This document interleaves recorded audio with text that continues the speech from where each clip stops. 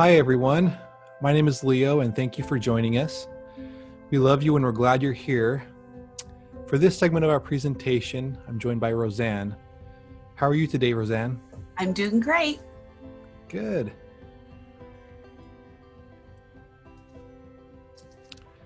All right. So statisticians have been known to say this well-known phrase, all models are wrong, but some are useful. And so we've created a model in Uplift that some may say is wrong, but we're hopefully going to be able to say that this is useful.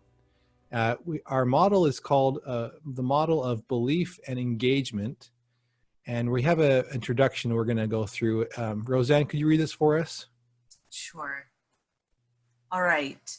This graphic illustrates 4 possible quadrants or states of belief and engagement as one interacts with the Church of Jesus Christ of Latter-day Saints. Now, we do not intend to categorize or label individuals with this model. Instead, we aim to describe typical attitudes and typical patterns of behavior. We recognize the potential benefits and drawbacks of each state and wish to respect each person's unique journey. An individual may experience various states over the course of a lifetime, and states may be repeated multiple times.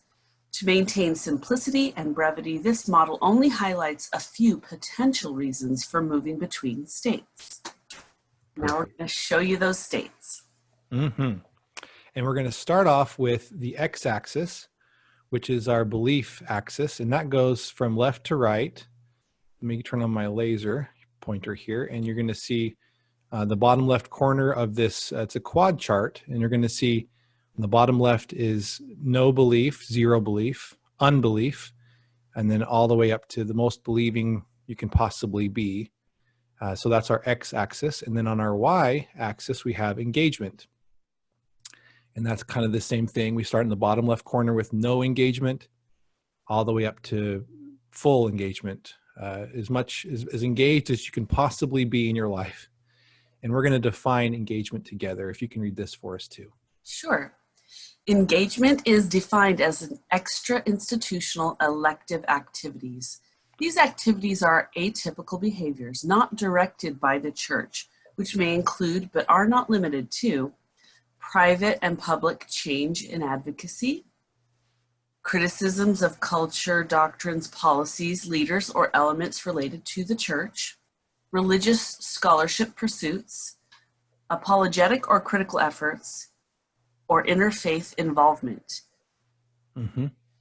Those are just things that we could be doing outside of what we're asked to do at church, and they could be negative or positive.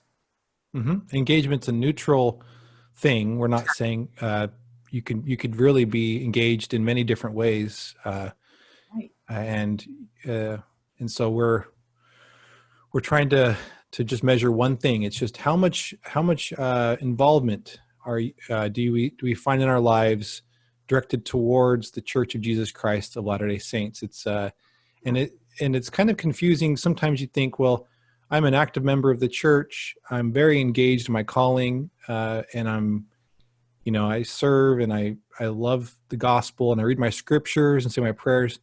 But that's not what we're talking about, right, Roseanne? It's something extra. Yeah, just involvement itself, because a person who is actively detracting from the church is also highly engaged. Right. It's beyond the typical Sunday behavior, typical Latter-day Saint behavior. This is extra stuff. And so you have, as an example, someone that's highly engaged. You might think of like a professor at BYU who is busy defending the church with articles and goes to conferences like Fair Mormon conferences and presents, and those kind of things aren't typical behaviors for a regular member of the church. So they have their normal worship life. The professor will go to his ward or her ward and speak there and participate in worship in normal ways. But then in their day job, at BYU, and in conferences over the weekend, we'll travel places and speak and present. These are extra institutional activities, atypical behaviors. So that's that's important to nail down, because as we look at this quad chart, it could become confusing if we're thinking it's just regular, typical engagement within the church, normal activities that Right. you'd participate in. So just to make that clear. Okay, we've got that one done. So we've got our first our first quadrant of our quad chart. We're going to start here in this bottom right corner, and then we're going to move here and talk about this one, and then we're going to go to the top right and then the top left. And you'll notice we've listed here in each quad chart, in each quad of the quad chart, we've got an explanation of what this represents. So you'd see here it's low engagement because it's on this end of the engagement arrow, but it's high belief because it's on this side, of the belief arrow. So we're going to start and we're going to look at what this quad represents. Oh, yes. Conserve. This is a low engagement and high belief area where you would say things like, I believe in the church claims of, in the truth claims of the church. I defer to my leaders. I don't want to change the church, but I serve in small ways to help it grow. So that's low engagement, but high belief. And so a lot of members, I'd say the majority of the members of our church are actually very conservative in their behavior, and they believe a lot, you know, high belief, but they aren't super engaged in these extra institutional elective activities. They aren't. Most members of the church really aren't involved in interfaith. Like, you know, some members of the church are. They'll go to like their local Baptist church and interact with people there and go to Bible studies and things, and really want to connect with people outside of our normal traditional activities. You may have someone that volunteers at Fair Mormon. That's kind of atypical. But in the conservative group, you're going to have people that are just happy-go-lucky members of the church, serving diligently, very engaged in their callings, and because they highly believe, but they aren't really engaged in these extra areas. So it's not necessarily a negative place to be. We think that, of course, members of the church who are active in serving in their callings and aren't engaged in these extra ways, they aren't losing out necessarily. They're doing wonderful things. They have wonderful faith and work hard in the kingdom to build up the kingdom of God. So when we talk about the term here, growth, we're going to define that together, because we're going to notice how it plays into all the different quads here. So we'll define growth together. Go ahead. All right. Growth, in addition to increasing membership, is defined as supporting the church's mission to act as an instrument of grace, to give God's children the opportunity to choose exaltation, build Zion on earth where members can live in harmony as one body in Christ, give members and investigators a sacred place to meet and worship in relative peace, affirm basic truth claims away from belief deconstruction, and exclusively provide priesthood ordinances which are a prerequisite to receive the gift of eternal life. Yeah. So so we can just highlight again these couple things here. So again, we believe in the truth claims of the church, as if we're conservative, or we are in the conserve quadrant. We defer to our leaders. So we say we listen to the authority of our leaders. We defer to them. We rely on them to make changes, and we aren't really pushing for change here. And they don't really want, members in this quadrant don't really want the church to change by their efforts. So they serve in small ways to help it grow. So, like, you know, as a stake leader, Roseanne, you were involved heavily in helping to serve and build the church, but it was in small way compared to the rest of the church, right? You aren't traveling outside of your stake to do firesides in that capacity of that calling. It was just, you're serving just your geographic location and in the role that you've been given. You can magnify your calling and go above and beyond, but it's not really like the type of engagement we're talking about. Yeah, in this model, it's almost like saying standard membership. It's very outlined, and you kind of stay within those lines, and that's beautiful. It's totally fine. Mm-hmm. Yeah, it's a good place to be. Yeah. Okay, so I think we've got this one nailed down. I think we understand they want the church to grow, but they're not really trying to change the church, through advocacy, that kind of thing, or apologetics. They don't really criticize leaders when they see something that goes wrong. They're just quiet and trying to just lift where they stand. That's a good analogy too, the piano analogy, lift where you stand. Okay, so we're going to look now at a different quadrant. If you want a different state, which we call detached. Go ahead and read this one. So for detached, this is an area of low engagement with low belief. And you'll hear things like, I don't believe in or care about the church, the truth claims of the church. I don't know or think about the leaders. I don't care if the church improves or grows. Okay. And go ahead. I was just going to say fairly straightforward, but what are your thoughts there? I was just going to say that's an area where you almost have no attachment. You really are in a place of apathy, I think, in your belief. Yeah. Yeah. And do you have to be a non-member or a former member to be here, do you think? No, absolutely not. You could easily be a still church-going member and actually be there even. Yeah, like checked out, right?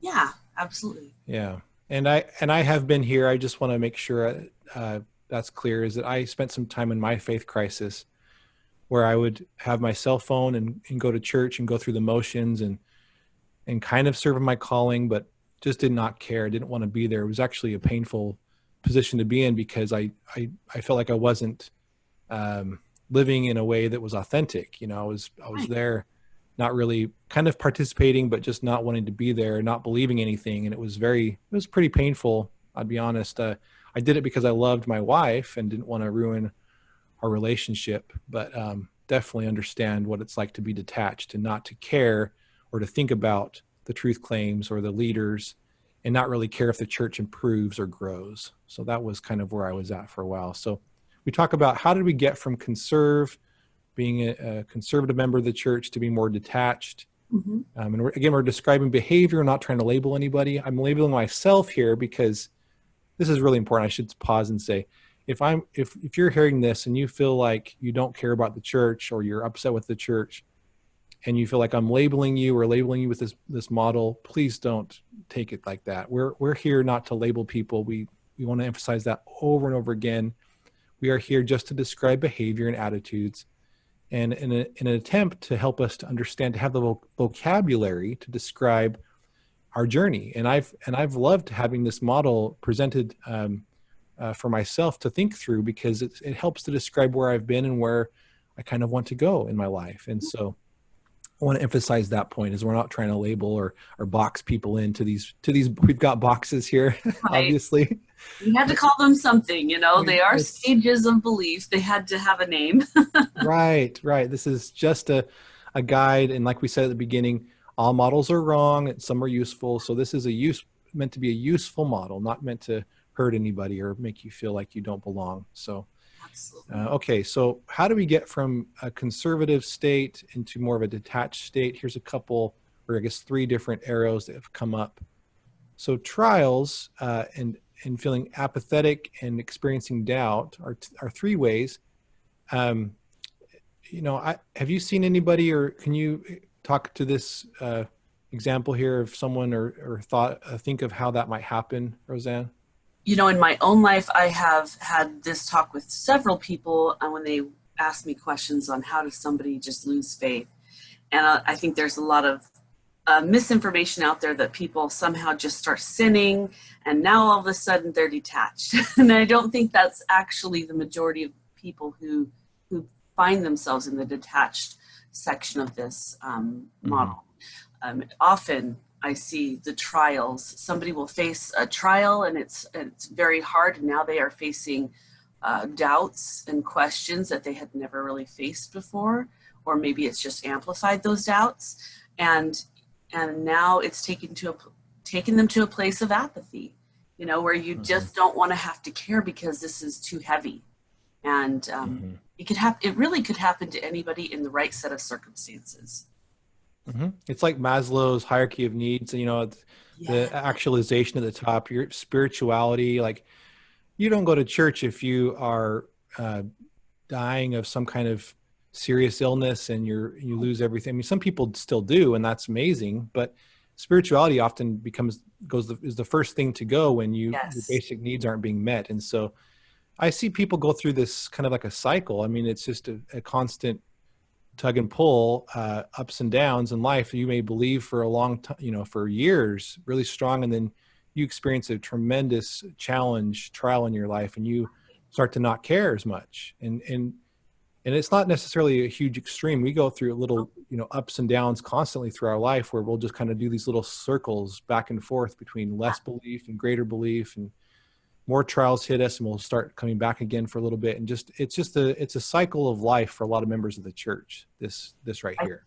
I think so. I don't think a lot of people would recognize it, but if they were able to recognize their little circles of doubt that they might encounter, you'll see that they do every now and then. Everyone at some point has a moment where they're like, I don't know about that.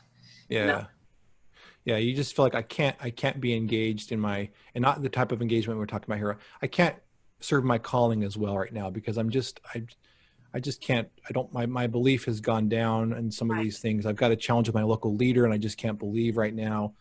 I'm just not going to care as much to help. It's kind of a protection. It's like a defense mechanism too. People, as you stop believing in the truth claims of the church, you kind of start to go here to try to protect yourself.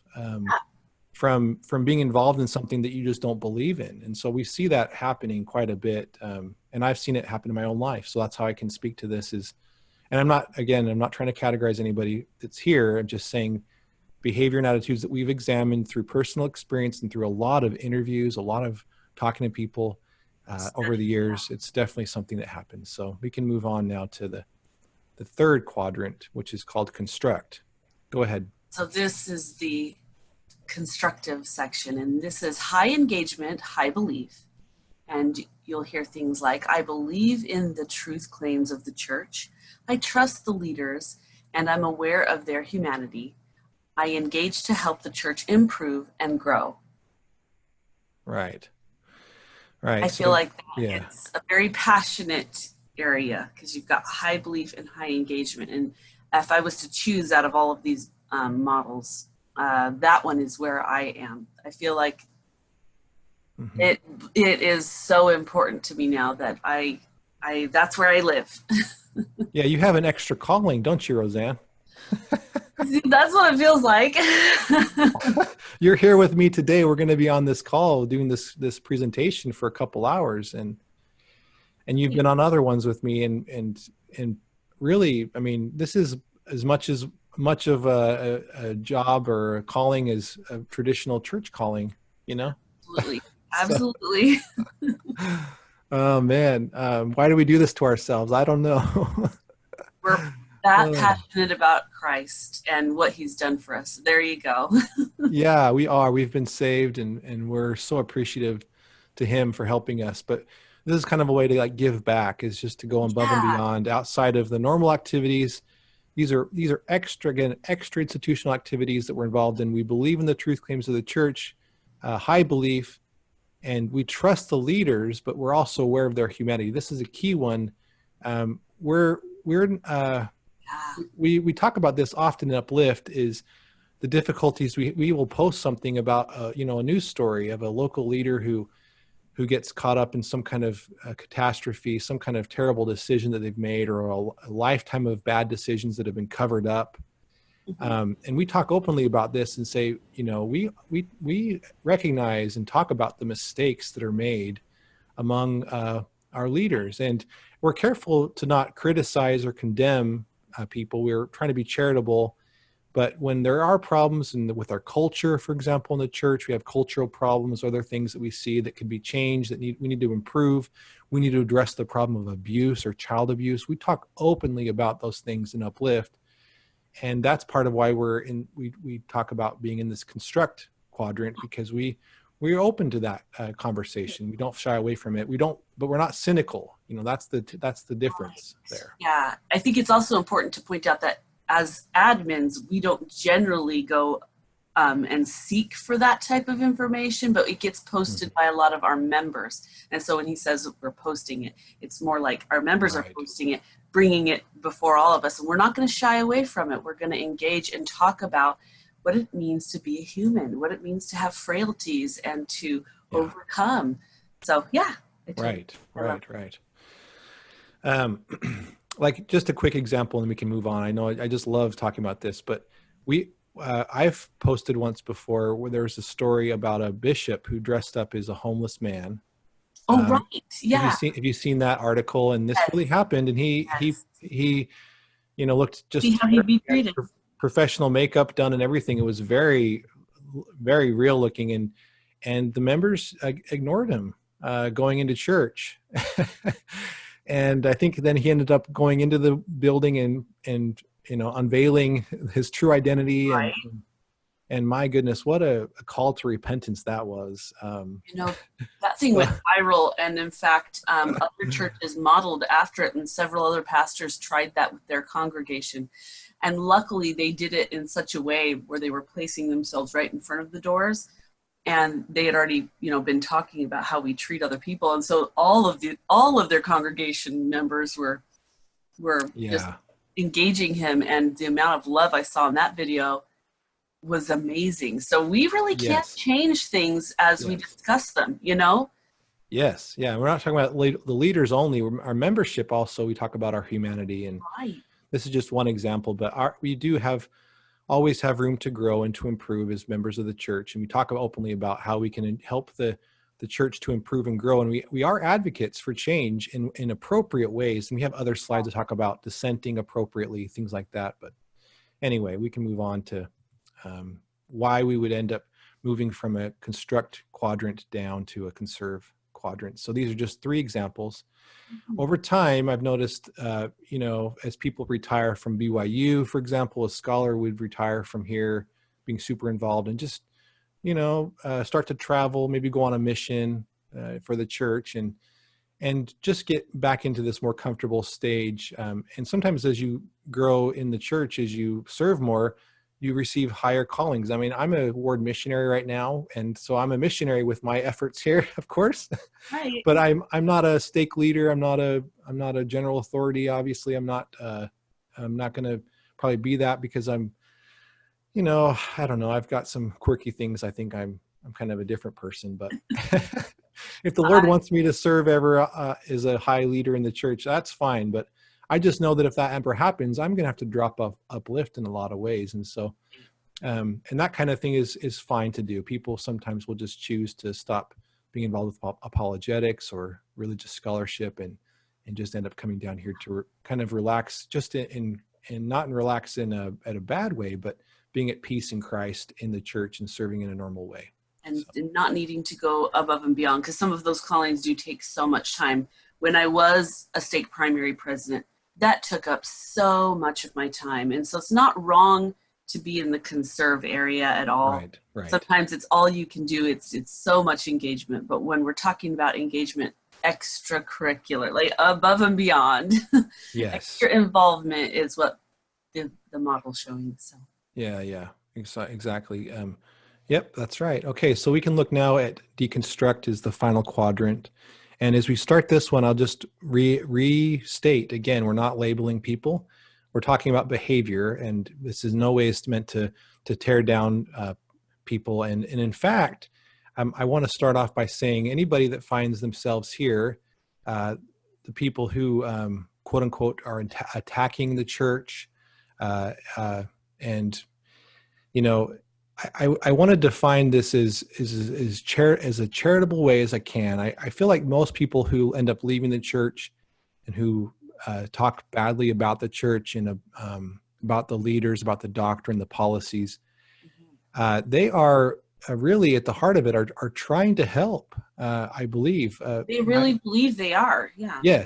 Yes, they do. Intentions And are there. the heart of hearts, if you sat down with some of the most the strongest detractors of the church, people who are just really fighting against the church, if you were to sit down with them, say that person became your neighbor, that you think of that one person who online who is just really attacking constantly the church.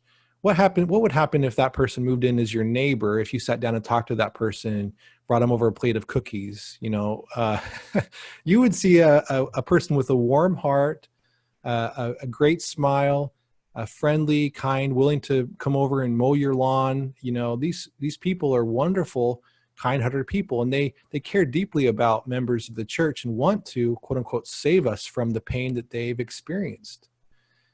So again, I just want to emphasize that we are not here to defame or to tear down these people. I know that they do care about us and they're trying to help. So that's a preface to this quadrant. So go ahead and read this for us, Roseanne. Okay, so this is the deconstructive quadrant. It's an area of high engagement with low belief. And you'll hear things like, I don't believe in the truth claims of the church. I don't trust the leaders. I engage to change the church, but not to help it grow. Yes, and there's the key differentiator between this quadrant and the others.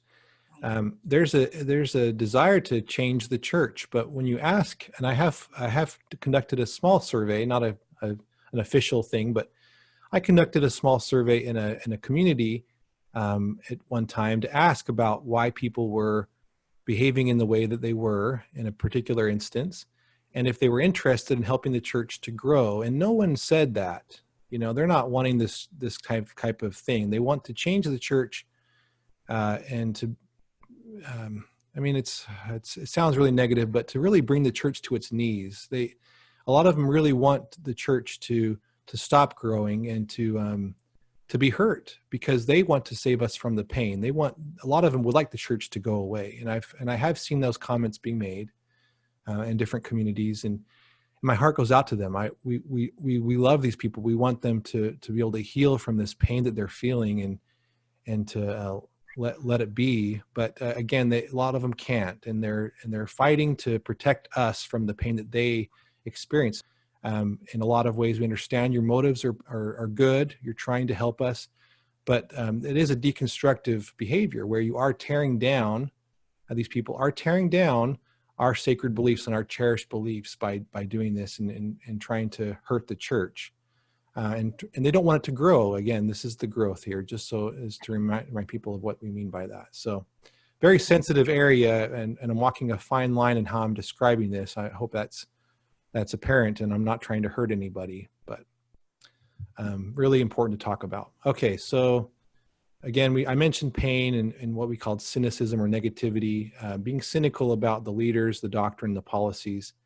There's a lack of trust, and that's one of the biggest things, one of the key indicators, one of the key metrics, you could say, if you were to survey people and ask them, why did you leave the church? It's basically around this word trust. I lost trust in the institution and the history of the way things were handled, in local and general leaders. I don't trust them anymore. I think that they're bad people.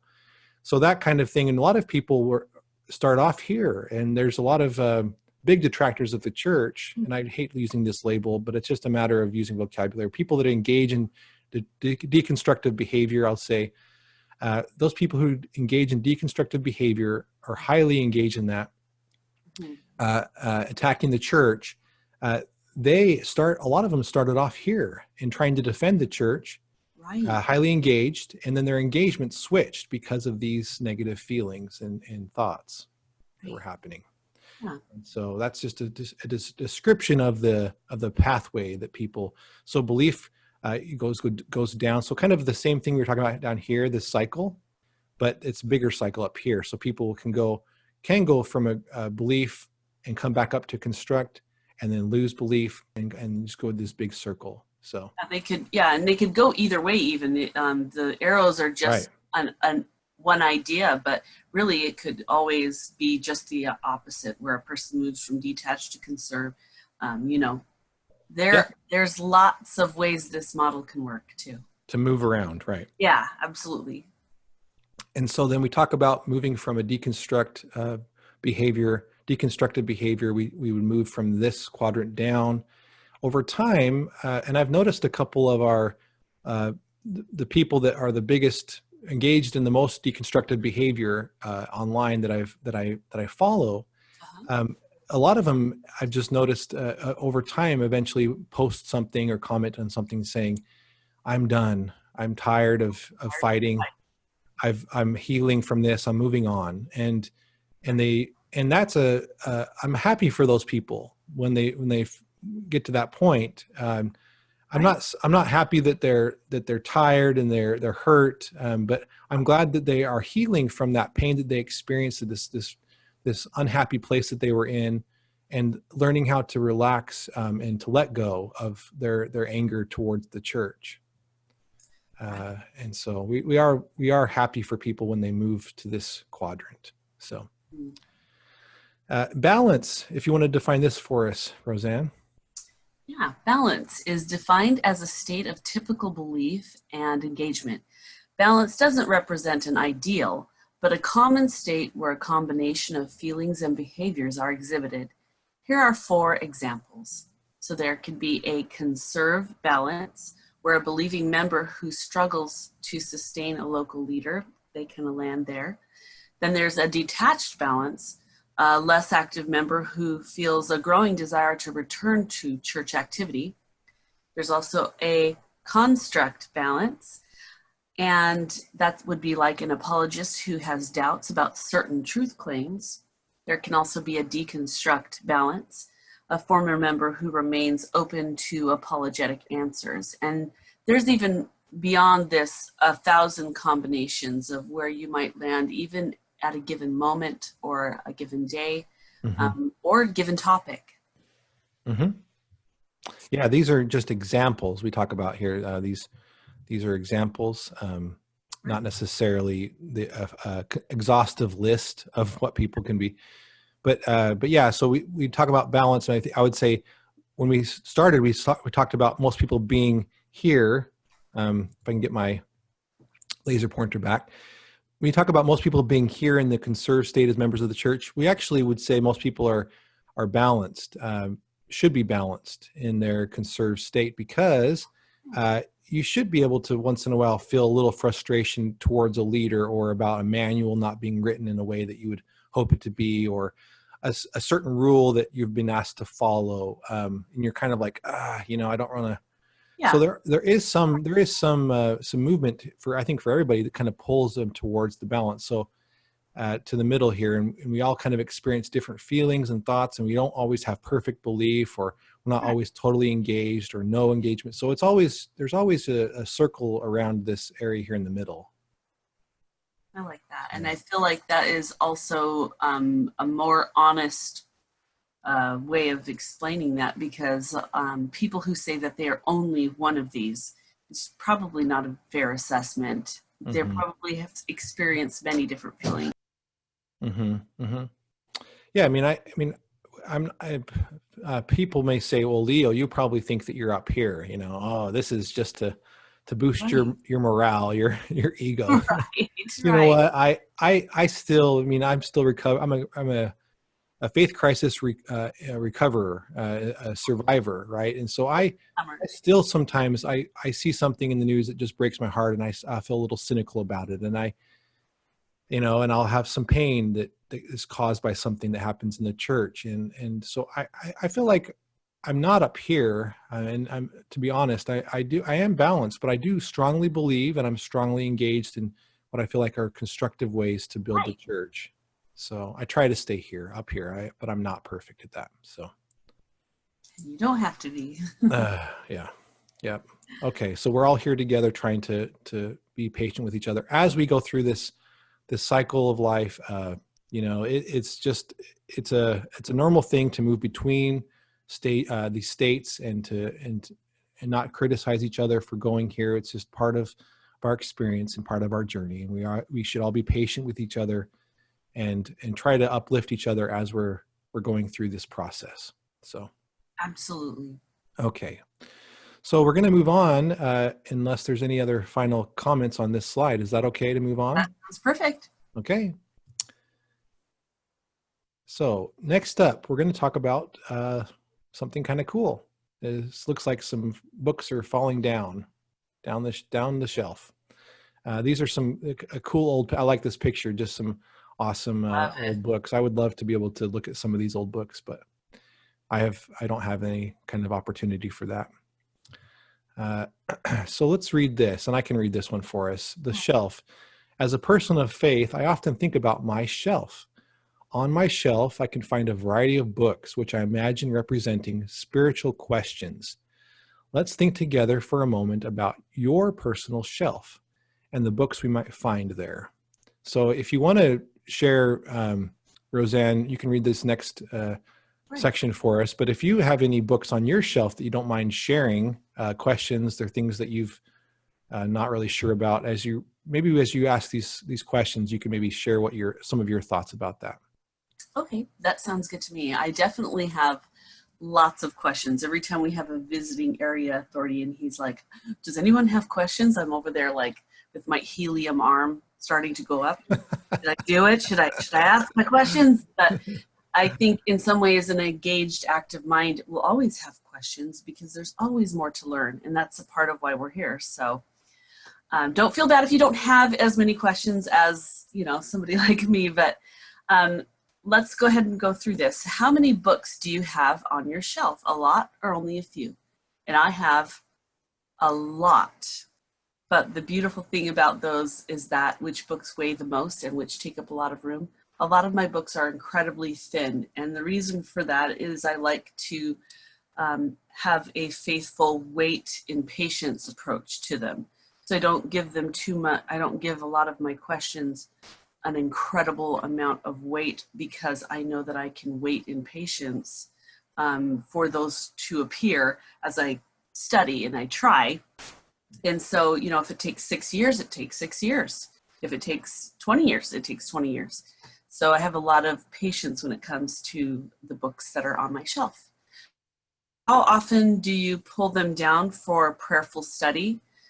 I will probably, if I gave them the full weight of my prayerful study, they would probably be a little heavier.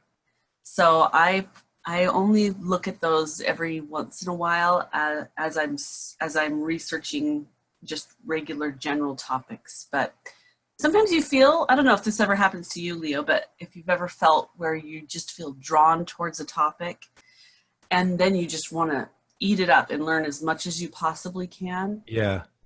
I think that kind of happens to me a lot. And in that way, I would probably say that I do that about at least once a week, right? Mm-hmm. Get really, really excited about a topic. Mm-hmm. If I'm confused about the topic and I'm not getting anywhere with it, I just leave it as a skinny book and I put it back up on the shelf and I go, I'll eventually get to that, Mm-hmm. Someday someone can answer very well for me what the heck manna was and how Heavenly Father made that happen, right? It's not necessarily important to my salvation. Some of these questions are more, most of them do not have a lot to do with, will I get into heaven? Those really important questions have to be first. But going on, have you tried editing them as you learn more? I think I do. I know you probably do as well, Leo, where you learn something new and you put a few more, pen marks in the books. Yeah. Are some of your books old, dusty, or nearly forgotten? And I think the answer to that for me would be, yeah, some of them are old and dusty, probably because I have so many. But we really should, once in a while, take down some of those ones, especially the bigger ones, the ones that are more important to us or that we feel drawn towards. We probably shouldn't, put those things off. What types of materials have you used to build your shelf? That is the most important question out of all of these to me, because if you do not have a sturdy shelf, it wouldn't matter if you had a thin book, you know, it just won't hold if, and so to me, and maybe it's something different to you, but to me, my shelf is a shelf of faith. So how thick or how strong is my faith? How much belief do I have that God will eventually answer my very patient and long waiting, you know, questions? How much faith do I have that he will answer me, that he actually cares about me, that he will love me enough to, you know, watch over me? So the next question then is your shelf nearing capacity, overburdened, and ready to break? And that's a personal question for each of us, isn't it, Leo? Mm-hmm. Mm-hmm. Yeah, that's a tough one. Yeah, yeah. I'll just say a couple Go things for here. it. So in my shelf, I have like even more to this analogy, right? Is you can add to your books, you can write in the margins, that kind of thing. But I also imagine myself having a personal library that's kind of locked away, that's a safe place with my history of my questions being answered. So if I have a book that I hear something new, so someone that's troubled with the church, for example, and asks a very difficult question online, that's a new book on my shelf, and I put it there, and I say, "Oh, there you go. There's another book on my shelf." Right. And at some point, my shelf did crash. Right, I had my serious faith crisis, and I wasn't prepared, and my shelf was weak. But anyway, but I rebuilt my shelf, and now I have a really strong shelf, and I get a question, and I put it on the shelf, and I say, "Okay, I'm gonna."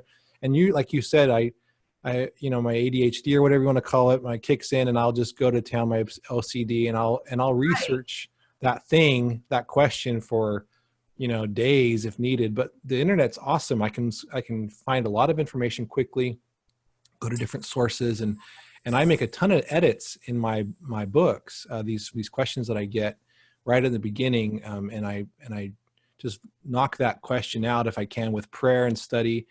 And so a lot of these, my shelf right now, to be honest, the actual shelf where I'm carrying a bunch of unanswered questions is actually pretty bare. I don't have a ton of things on there, to be honest. And most of my questions, I feel like I've been able to safely place into my Right. personal library, a place of warmth and safety, and no more concern. Things that I've fairly well resolved, and maybe something like a new bit of information might come out about that old resolved question, and I'll have to be like, okay, I'll go back into my personal library, open up the vault, and go in there, and oh, there's that question. Someone asked, you know, additional information, gave me additional information about that question I thought was resolved.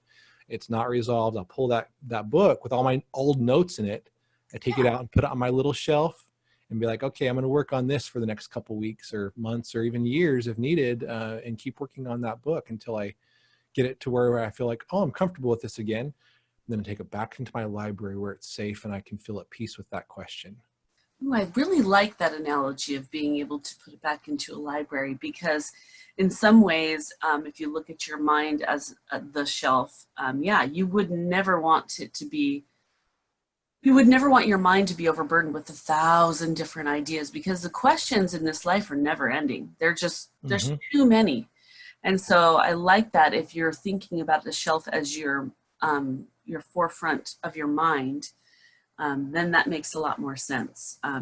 When I talk about my thin books, I mean they're just really simple questions, and so really they're not always on that forefront of my mind. They're back in my library. I really want to know what cherubim and a flaming sword is, or just random things like that.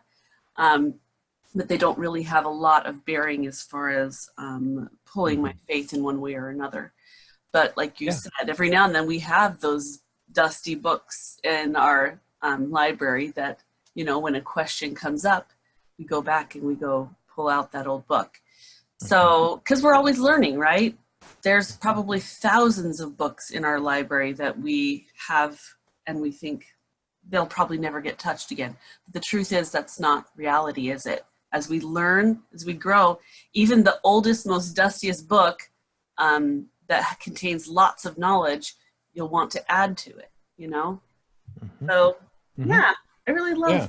I really love this. And then the key for this really is our Savior, right? So we'll Yes. tie it back into him. So Matthew 11, there's the final few verses about taking his yoke upon us and learning of him. He's meek and lowly in heart, and that our burdens may be made light.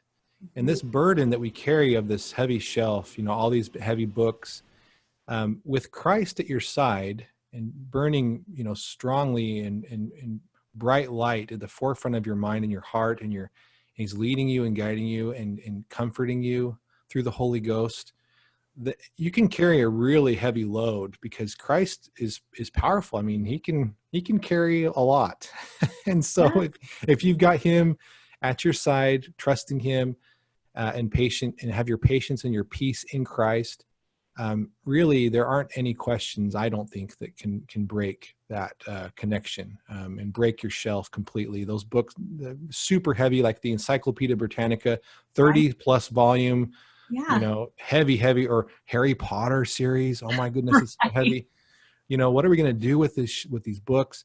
With Christ right there next to you, he has his hand around you and his hand underneath your shelf, and it will just carry you through that. And that's my testimony. I had Christ for a long time in my life, and slowly let him leave my life. My connection with him was lost because of my doubt. I forgot to bring him into the equation of studying and learning. I left him out of the equation, and my shelf broke. And so my testimony is not to let Christ go. Keep him with you. Yes. I absolutely agree with you. And in fact, you're reminding me a lot of Alma 32 when he talks about faith, and it's not to have a perfect knowledge of things. And people always quote that one, faith is not to have a perfect knowledge of things. If you have faith, you hope for things which are not seen, which are true. But people often forget that in that just a little further down, verse 26, he'll talk about, faith is not a perfect knowledge of things, but you cannot know of their surety at first unto perfection any more than faith is a perfect knowledge. But if you would just awaken, arise your faculties, and experiment upon the word, then you're able to gain that knowledge that's so needed. So Awesome. we keep Christ by our side, and we realize that faith doesn't have to be perfect, and we experiment on these things. We have this really great system to keep that shelf intact. And the Father's got Christ there holding on, and there is a way through all of those big questions.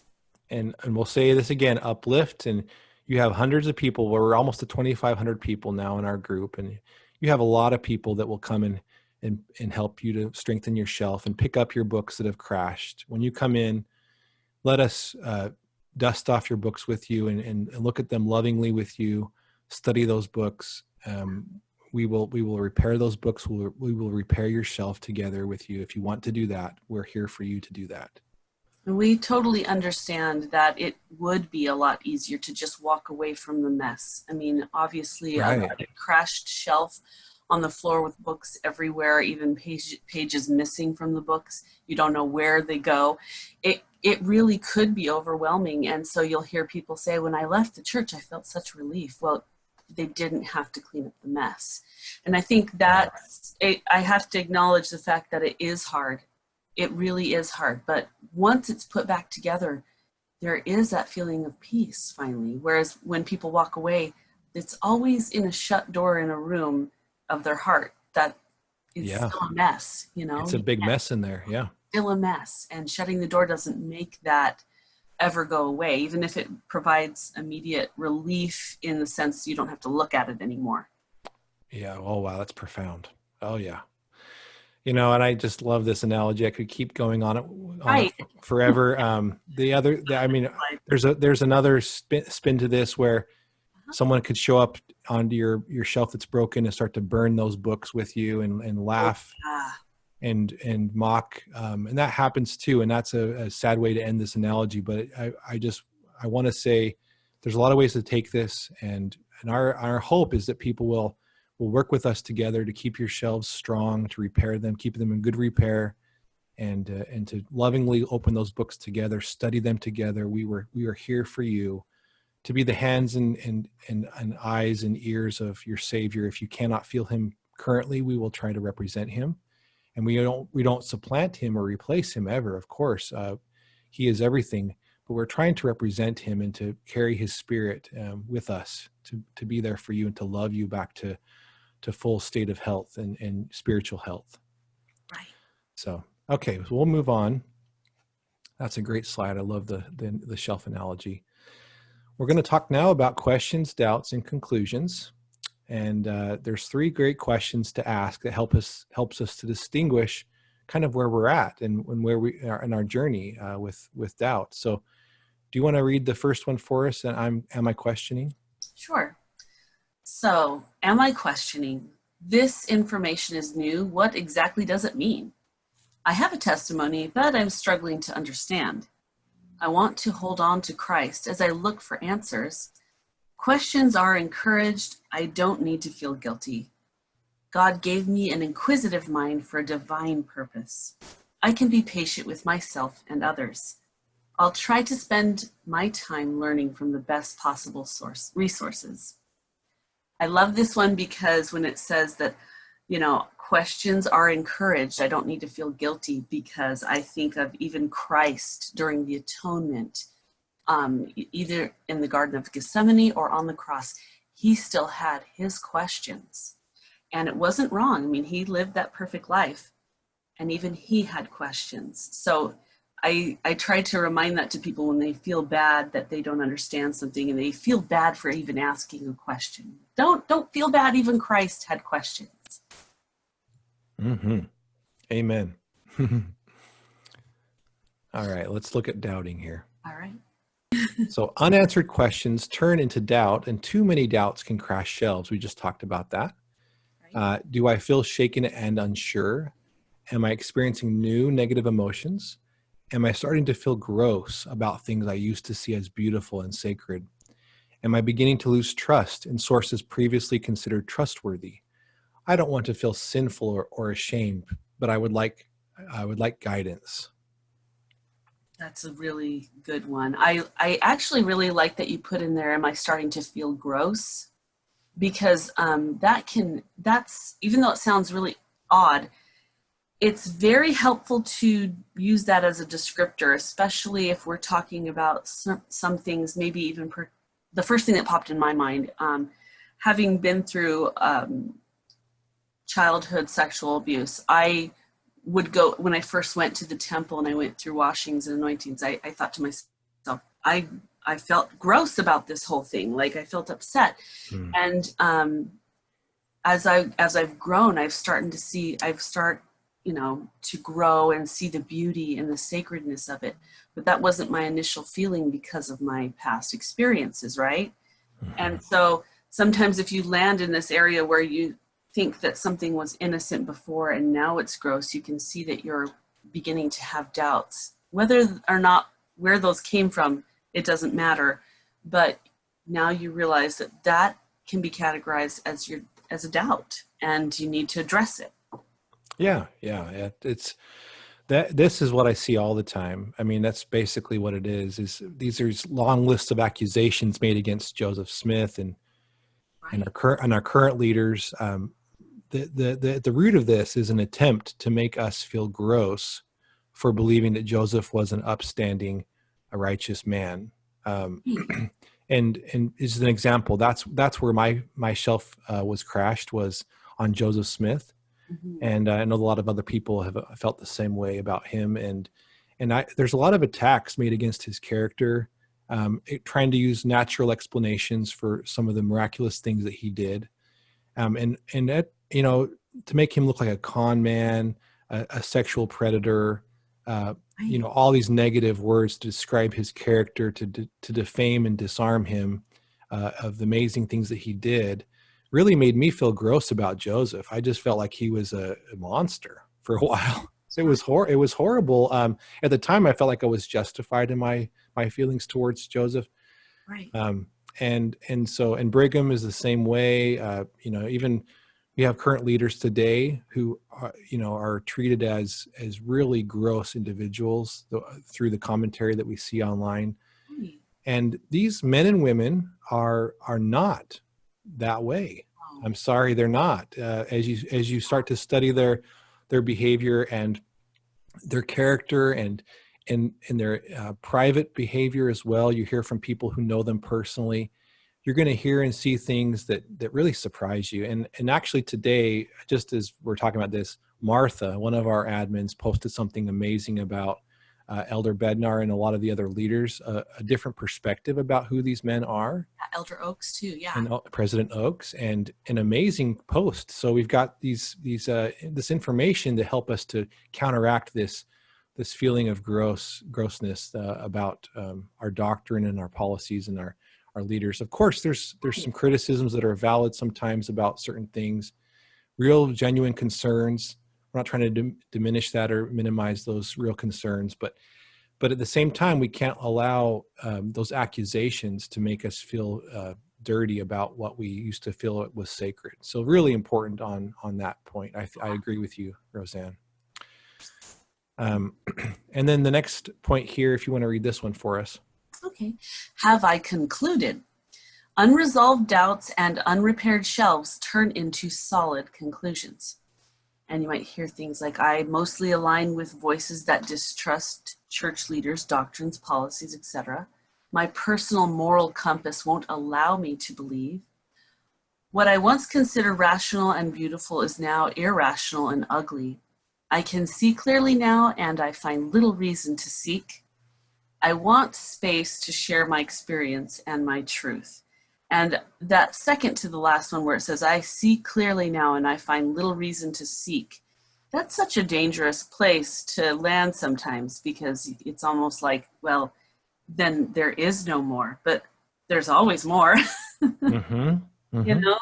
Yeah. So saying that you find little reason to seek almost is just saying, it's almost like a shutdown. You just don't want to have, in a way, you're in apathy. Yeah, and it's dangerous for active members of the church to be there too. Like, absolutely, it's the sin of certainty, is what some people call this, where you are so certain that nothing, and that kind of attitude on the surface is, I think, is noble and upright and a good place to be in a lot of ways. But in some ways, if you're stopped seeking and stopped searching and asking questions and diving in and strengthening your testimony, fighting for greater faith, then you're stagnant and you are at risk. So we talk about that in the church too. Don't allow your testimony to be stagnant. So, yeah, this is a question for everybody. Have you concluded?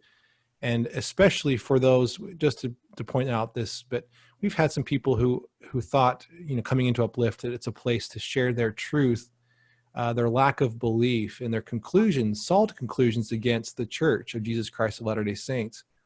And this community is not for that. It's not for sharing solid conclusions against faith. It's not even for sharing solid conclusions for faith necessarily, like, where you've stopped learning, stopped questioning. We are a community of questioners. We are wanting to learn and to grow from each other constantly. And if something came up, I tell people this all the time, but if something came up that was a silver bullet against Joseph Smith at this point, or Brigham, or President Nelson, the Book of Mormon is the silver bullet that just proves without a shadow of a doubt that it's all a fraud. Right. I absolutely would leave. Absolutely. Right. Silver bullet. I'm out. But I have not found that. I have not found that. I thought I had one when I was in my faith crisis, but I've since learned that it wasn't. So I think that it's wise to clarify on that, because what we're saying is that we are so committed to Jesus Christ that if we ever found anything that was outside of what we believe he would, he did or would direct us to do, then we're not going to do it, because we're that loyal to him. So whatever organization we would have to belong to, if Christ himself showed up today and said, you need to belong to this different organization, we'd all jump ship. Exactly. But that just hasn't happened, and that just isn't going to happen. Yeah. But I can never shut someone else down, though. And I think that's what you were saying earlier, that when we are super set that we are it, we know, and we are very concluded that we know better than someone else, we stop listening to them, and we're not able to help anymore. because we're not even open to dialogue, and Yeah. there aren't really massively solid conclusions. That's why we have to have faith as a not perfect knowledge. Mm-hmm. Yeah, So, and when we talk about testimony, and we say, "I know the church is true." Those are sincere, beautiful statements. We aren't trying to diminish that, and I'll even say things like that in my testimony, right. simple statements of what I know to be true, and that's okay. We're not talking about that. It's more of an attitude of certainty where nothing ever can stop me. And and there's very few things I think that we should be willing to say about that. Yes. And we just need to be open and learning and be able to be malleable.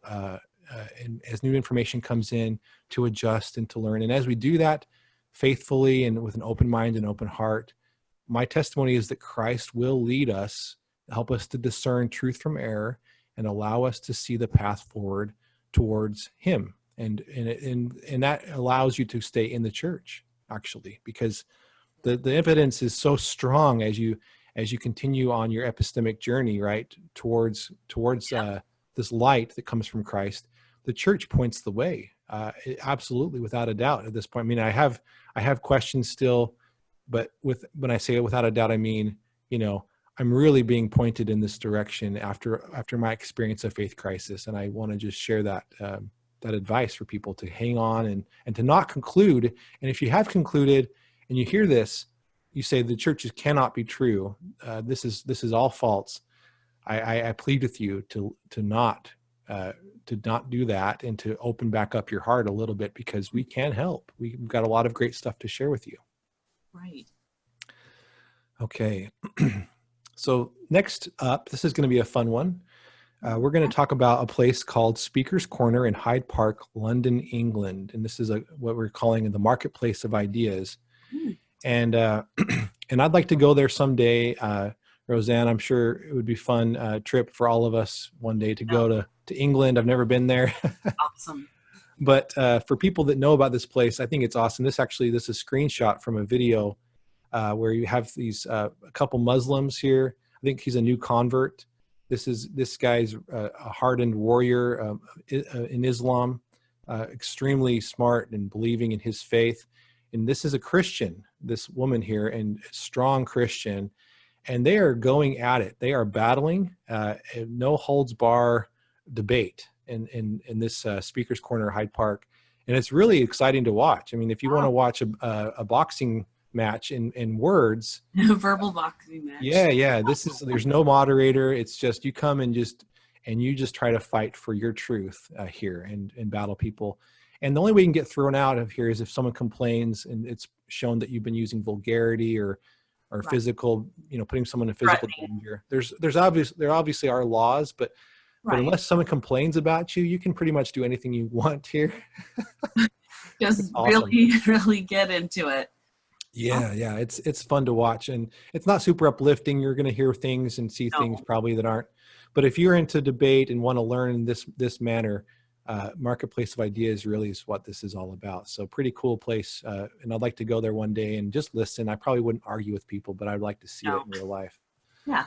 So that's my personality. I love watching debates. Actually, I'm not good at debating necessarily, but I like watching them. So we're going to talk about 3 different areas: Marketplace of Ideas, of course, we mentioned, and then we're going to compare that to this section over here first, Gospel Instruction.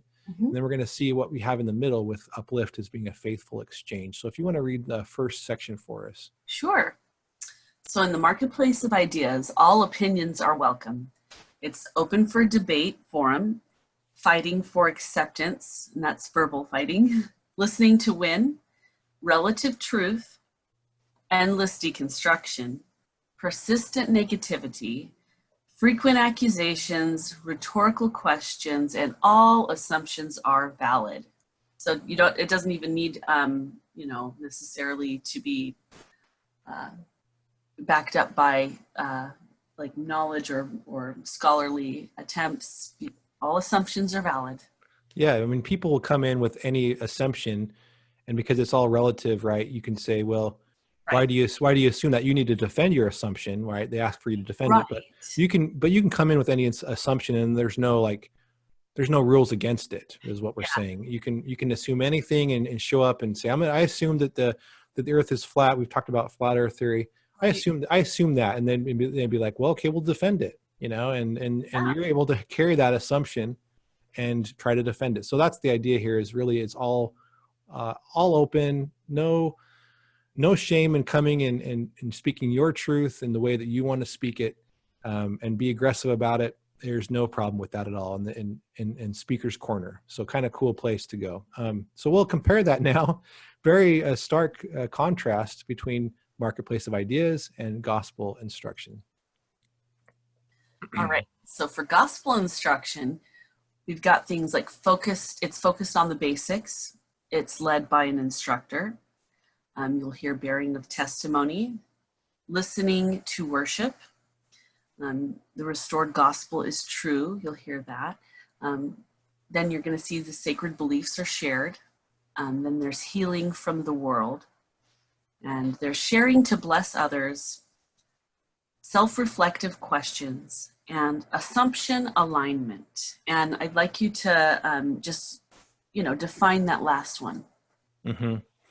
Well, there's, I guess, an underlying rule, an unwritten rule when you attend a church, and really any church, is that you're going in and you're willing to respect the other assumptions of other people. And some people come in with very different assumptions about what's believed or what needs to be believed.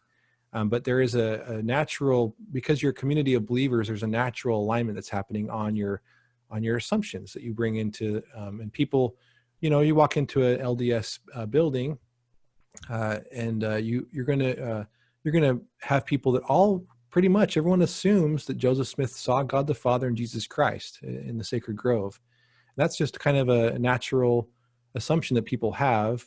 If you were to walk into a mosque and worship with the Muslims there, the assumption is that Muhammad was a sacred prophet, and that he did receive the Quran through a revelation. So, in the 5 pillars of Islam, or something we need to follow, all of these things that come with Islam would be appropriate assumptions to carry.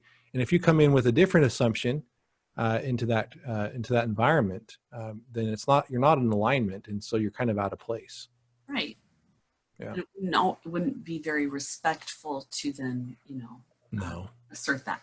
So now we're moving on to faithful exchange, which is what Uplift is. Mm-hmm. Would you like me to read that? Yeah, please. Okay. So in a faithful exchange like Uplift, apologetics are welcome. It's a loving and open discussion that we have. We're about strengthening beliefs, and we listen to minister. We're seeking truth in God, and all sacred beliefs are honored, our sacred beliefs especially. Healing from negativity is what we're hoping for in our group. And all claims do require evidence. Sincere questions are welcomed. And last but not least, assumptions are addressed. Yeah. So we see a contrast and comparison across the 3 columns, but we've tried to align each of these to kind of match the others, so you can see kind of the difference there. Yeah. Anything that stands out to you there? So I would say that claims require evidence is a beautiful one that I love a lot, because you can't just throw something out there that's unsubstantiated or unsupported. You do need, we like to talk about our evidences, don't we? Like, we're not just going to go out there and allow people to spout off whatever they want. We want there to be an evidence of that truth claim, because there's a lot out there, right? We were just talking about the false assumptions of Joseph Smith, and there's so many things that people would just like to say, this is a fact. Well, show us. Right. How did you get to that? Right. We do talk about that, and we have a rule we don't usually have to depend on this rule, but we have a CFR, which is a call for references. Yes. And that does come up on occasion if someone comes in is spouting off a lot of accusations. is going to be claiming a lot of things that are really outside of our understanding. We're open to learning. Like I said, I will learn about anything and anything, and everything and everything, whatever. And that kind of leads into the assumptions addressed part right down at the bottom, because we're gonna be allowing people to come in, and maybe they don't have a perfect alignment with the church. We're gonna allow them those assumptions to be addressed. You can say, Yes. "Hey, I don't really align in this way. Let's talk about it." Mm-hmm. It's a learning process. We're all trying to learn together. We bring in the best scholarship we can. If there's something that's kind of off, people will disagree with it and explain why. And that's not meant to be hurtful, but we are interested in the very best scholarship that's available. And that's one of the most beautiful things about this. We bring in information from all different sources. Truth is, like I've said this before, but truth is being circumscribed into one great whole. That's kind of what we're trying to do. We're bringing in truth from every good place. We want to bring it in here and exchange ideas in a faithful way, and become one, and support this institution over here. But we aren't really here. This is not really what we are in Uplift. And just to emphasize that, if this is kind of where you're at, and you're not willing to work with us in this environment, a faithful exchange, then we would recommend other places. There's great places to go. Speaker's Corner is one. There are other online communities where you can go and say anything. There's one I was a part of for a while called Uncensored. Was a group that was uncensored, and that sounds really bad, but it was uncensored for religious topics. So it was anything goes. You could say anything you want about any religion. And I'm I guess you could say a hardened warrior when it comes to religious topics and things. And I've got a really tough background with this. And so I spent some time in there just trying to learn, and I spent some time in there arguing actually before I started Uplift, and it really taught me a lot. But that is the opposite of what we're doing here. So I mean, even our name itself is promoting the idea of positive, uplifting, discussions. So, and I also have to just put a quick plug that the admins that we have working with us here in Uplift are just top notch. I mean, some of the best people I've ever met, some of the most intelligent people, PhD holders, master's degree holders, people who have had credible circumstances that they've overcome. So this is the place to chat with people who are amazing. And at any time, you're able to talk with an admin. So it's a wonderful place to be, I think. All right, so we're not done with the Speaker's Corner yet. We're still on here. So we're going to talk about what's called a space for non-belief, and boundaries and opportunities. We're talking about what kind of boundaries should be set. And if you're in a space like the Speaker's Corner, there really aren't a lot of boundaries. There are a few laws. But in Uplift, we have certain boundaries, and we have some opportunities for people to come in to express themselves appropriately, and also in the church. So there's boundaries in any institution you walk into, any business you walk into, any church, any organization really on earth. There are certain boundaries that are expectations. They sometimes have them written down as far as like bylaws and things. You have to follow these things, or you're going to be kicked out. I'm part of a club. I have to pay my dues, whatever. Right. You have certain things you have to abide by, and within those boundaries, there are certain opportunities that you have available to you. And so anyway, so we're going to talk through this with an actual case study of someone that shared something in our group recently. And it's just an amazing experience that we have to show you. And I'm excited for this one. And we'll have, I guess we can just take turns reading, if that's okay, Roseanne? Yeah, that sounds great to me. Okay, I'll read this first one, then you can read the next one. I am currently an active believing member, but for about 15 years, I attended as an unbeliever for the sake of family solidarity. I did not participate in ordinances or accept callings, though I did accept a handful of assignments. I wanted to honor the expectations of my wife, and I had, when we married, without surrendering my integrity. And this was the line I chose to walk. You can go ahead on this one. Okay, it was awkward and scary at first, but my experience was that church members were kind and loving to me and my family. They did not pry. I don't know if they judged me in their minds, but I never perceived such and didn't really think about it. I discussed my unbelief with my bishops and quorum leaders from time to time, and they were respectful. So some more background here on this guy's experience. I didn't bring up the issues that contributed to my unbelief in open church meetings. Very important there. Perhaps that was part of why I remained accepted as part of the Word family. While we as a people could be more open, talking to us now, and I think I have observed things getting more that way, perhaps the standard church meetings are not the place to fully unburden ourselves.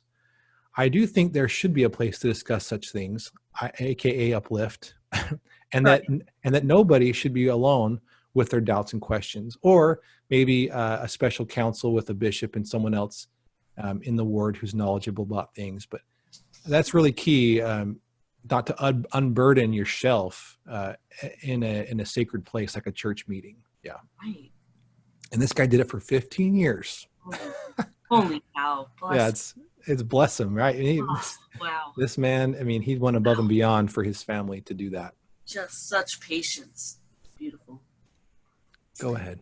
So, what would you think about starting privately by opening up to close friends and family? The ministering sister is assigned to look after you, the Relief Society president, the bishop. My experience is that such people are kind and supportive to a much greater degree than we might think, particularly when they see that we're not trying to create a fuss or draw people after us in a mode of opposition. That's by Christian Cardell.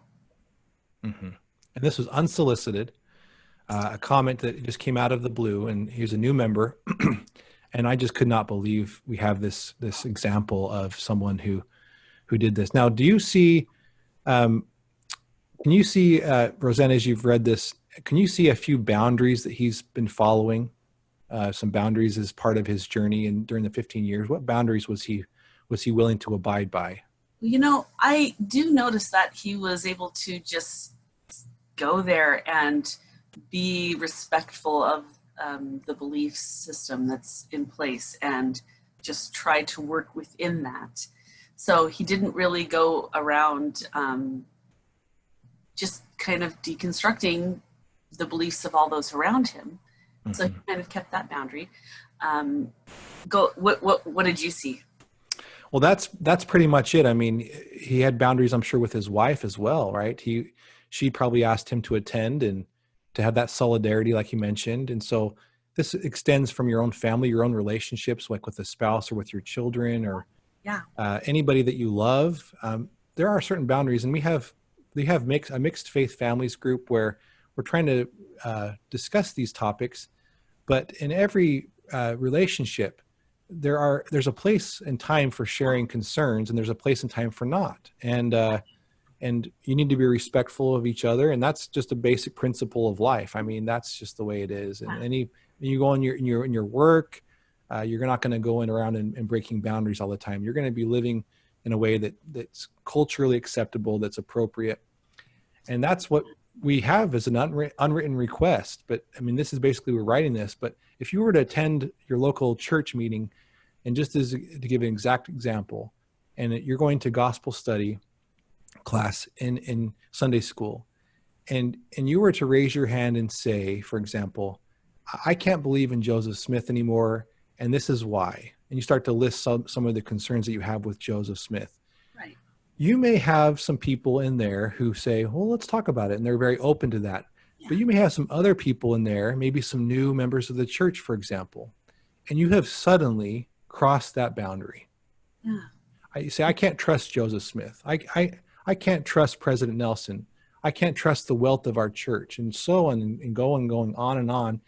The middle way that we talk about sometimes in Uplift, where I can't believe in these things anymore, and I'm going to share my truth, that kind of boundary is not to be crossed in a sacred place. And I have no concern with members of the church standing up and escorting someone out of a building. That has happened before. Actually, we've got recordings of people going into sacrament meeting and fast and testimony meeting and sharing their truth over the pulpit. And these people are being escorted out of our buildings as though that's a kind of like they're being attacked. No, there's a standard in every community that you visit. You respect that standard as a normal adult, having, normal values and morals and being ethical. And so a lack of charity is not welcome in Uplift, especially in our sacred church buildings. We're not going to allow for those kind of boundaries to be constantly crossed. And if you do that, there are opportunities. So the opportunities that we see, imagine this brother Christian. He raises his hand and says, I believe in service. In the midst of his faith crisis, 7 years in, we'll say, he raises his hand and say, I believe in service, and I'd like to serve with you men in this group here, in this elders quorum class. I'd like to serve with you. I believe in being service oriented in my life because I believe that in that value. That's an uplifting way to interact, my friend. You've done a great job. You don't need to stand up and deconstruct or tear down the sacred beliefs of others, and you can still find value in that meeting. You don't need to spend time hurting people. The first thing I think of is it's important for people to realize that there is no group of people on this planet that exist or coexist with each other without some type of rules. There has to be boundaries that are even emotionally appropriate. And so when we take ourselves and we put ourselves above someone else's feelings, especially when we are in their safe space, that's not being a responsible human. It's not. It's just not. And the church is not a space for non-belief. It really is not. I mean, you can come in as a guest and participate in simple and uplifting ways by serving with people. For example, taking a few assignments like this Christian brother did. He accepted assignments. He didn't accept callings. He couldn't believe in that. But it's a space for believers, and you are a guest in that space. And just like any other group of people on earth, when the rules are broken, there are consequences, and that's in order to stop those things to happen. When they're being removed from the building, you have to realize that that's because the sacred space is honored, and there has to be consequences in life when we don't follow rules, like a regular, responsible human being. And there's this advocacy, this push for. It's a push for greater boundaries, for greater acceptance. And I'm actually for that, some of that. So if someone comes into my Sunday school, for example, and they are in this state like Christian is, and he says, I'm struggling with this. I'm struggling with the word of wisdom. Why do I need to not drink coffee? That kind of statement of I'm struggling immediately is a green flag for everybody to say, I'm here to minister to you. I'd love to understand why you're struggling and try to help. And that it's a humble, meek way to ask a cry for understanding and for service and for ministry. It's not a mode of opposition like he says here creating a fuss. It's more, please help me to understand. And if those questions are asked with that sincere intent to learn and to grow and to maybe increase your faith, then that is always going to be welcome. But not if you have solid conclusions against the word of wisdom, and you're there to ask a rhetorical question to say, why do you guys not drink coffee? And you're doing that to cause a problem, to share it, to create space for your non-belief. Then that's crossing the boundary. It just is. And so I guess I'm just going to be a strong voice on this, because there is this movement within our church, an opposition to push for space for this state of non-belief. Right. And it's just not appropriate. It's not going to be appropriate. And we're going to have people that are going to be charitable toward you and maybe listen to you for a little while, but you're making people uncomfortable and you're actually hurting people. And so there's better ways to come into Uplift and talk to us in a private group about your concerns, and we'll work with you. But it's not place for new members to hear that kind of rhetoric in a sacred place. I'm sorry, it's not. And especially younger people. So we've had people come in. Another example, in a fast and testimony meeting, we had a woman come in and talk about abuse over the pulpits, very inappropriate words that was being used and being recorded and putting online. And the comment from the good brother who kind of helped this person after the fact was, I want to teach my own children about that kind of stuff. I would appreciate if you wouldn't share that over the pulpit, because I've got little 5-year-old children here with me in my row, and you've basically just blown out my opportunity as a parent to educate my children by using such vulgar things over the pulpit. Right. And it's just so black and white obvious to me. Don't do that. That's ridiculous. So anyway, I'm emotionally appropriate. Yeah. You need to be emotionally appropriate. And so I just can't emphasize this enough. We are not a space for non-belief. We are a space for belief, and you are a guest if you're going to come here. So anyway, another slide here from our good friend, Brother Hugh B. Brown. A lot of people inside and outside the church like Brother Brown, or President Brown. So we'll look to see what he says here. Do you want to read this for us, Roseanne? Sure. I admire men and women who have developed the questioning spirit, who are unafraid of new ideas and stepping stones to progress. We should, of course, respect the opinions of others, but we should also be unafraid to dissent if we are informed. Thoughts and expressions compete in a marketplace of thought, and in that competition, truth emerges triumphant. Only error fears freedom of expression. This free exchange of ideas is not to be deplored as long as men and women remain humble and teachable. Neither fear of consequence nor any kind of coercion should ever be used to secure uniformity of thought in the church. People should express their problems and opinions and be unafraid to think without fear of ill consequences. We must preserve freedom of the mind in the church and resist all efforts to suppress it. So how do we balance that with what I just said? I think it's okay to have a questioning spirit as long as you are, like you said, humble and teachable in there. I love that you bolded those, because you can't really have one without the other.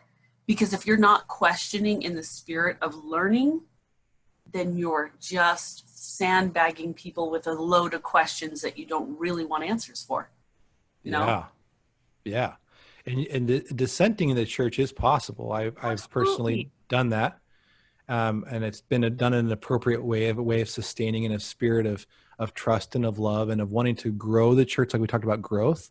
Right. It's not done in a way to tear down the church. Right. It's a teachable moment for both parties, really. There have been many times in award settings. So like when I was a primary president, or even as a stake primary president, there are times where something would be presented and I would be like, uh-oh, I don't really think we should do that. One time there was a leader who wanted to do a spook alley for the little children. And I just felt very strongly in that case with the type of things they wanted to do was not appropriate for little kids. And, there is always that fear to raise your hand and be that voice of, oh, I don't want to have to say this, but, I don't agree with where this is going. But I've had a lot of positive experiences with that and people willing to listen. And we both learned something, I had a different perspective than this brother who had brought it up. And so we were able to both learn from it. Mm-hmm. Yeah, this whole comment is just basically at odds of what everything I just said about respecting the community of believers. I mean, you can express your problems and opinions and be unafraid, without fear.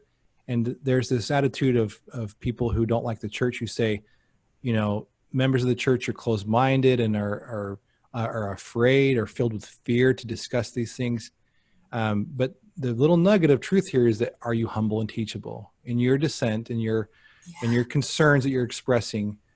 Even if you express your most sincere concerns in a sacred place like the gospel instruction, you go to Sunday school and you raise your hand and say, I'm going to share my concerns. And if you are humble and you're teachable in that moment, I can't imagine any question. I mean, any question is probably going to be okay, as long as it might be off the wall, but someone might say, well, it looks like you're really trying to understand that. And they may say, well, I'll talk to you afterwards and we can work through that together. And let's talk about it. And that humility and teachable nature is just, that's the key. That's the little nugget here. And people that quote Brother Brown will say, they'll say to active members, y'all are afraid to talk about stuff and y'all are a cult. And I'm like, Right. No. you know what? This is the key that you don't even think about. We Yes. are open to this kind of discussion, but it needs to be in a humble and teachable way. Otherwise, it's not meeting the requirements set by President Brown. So, just want to make sure that's clear, and we can move on. I like it. Okay, so we're going to talk about a couple things here, and these are some fun slides. So, what do we see here, Roseanne? What do you see in this picture? Oh, what a beautiful skyline that is. But unfortunately, this young man's sitting down and just kind of looking at a map, and he's missing out on a lot of amazing views. Uh-huh. Yeah, he is. Maybe he's already looked through the viewer and the Maybe. coin. Maybe he's the what do you call this? Binoculars, right? Coin operated binoculars. He maybe already did that, and now he's sitting down to rest. But we're going to assume that he has climbed to the top of this building.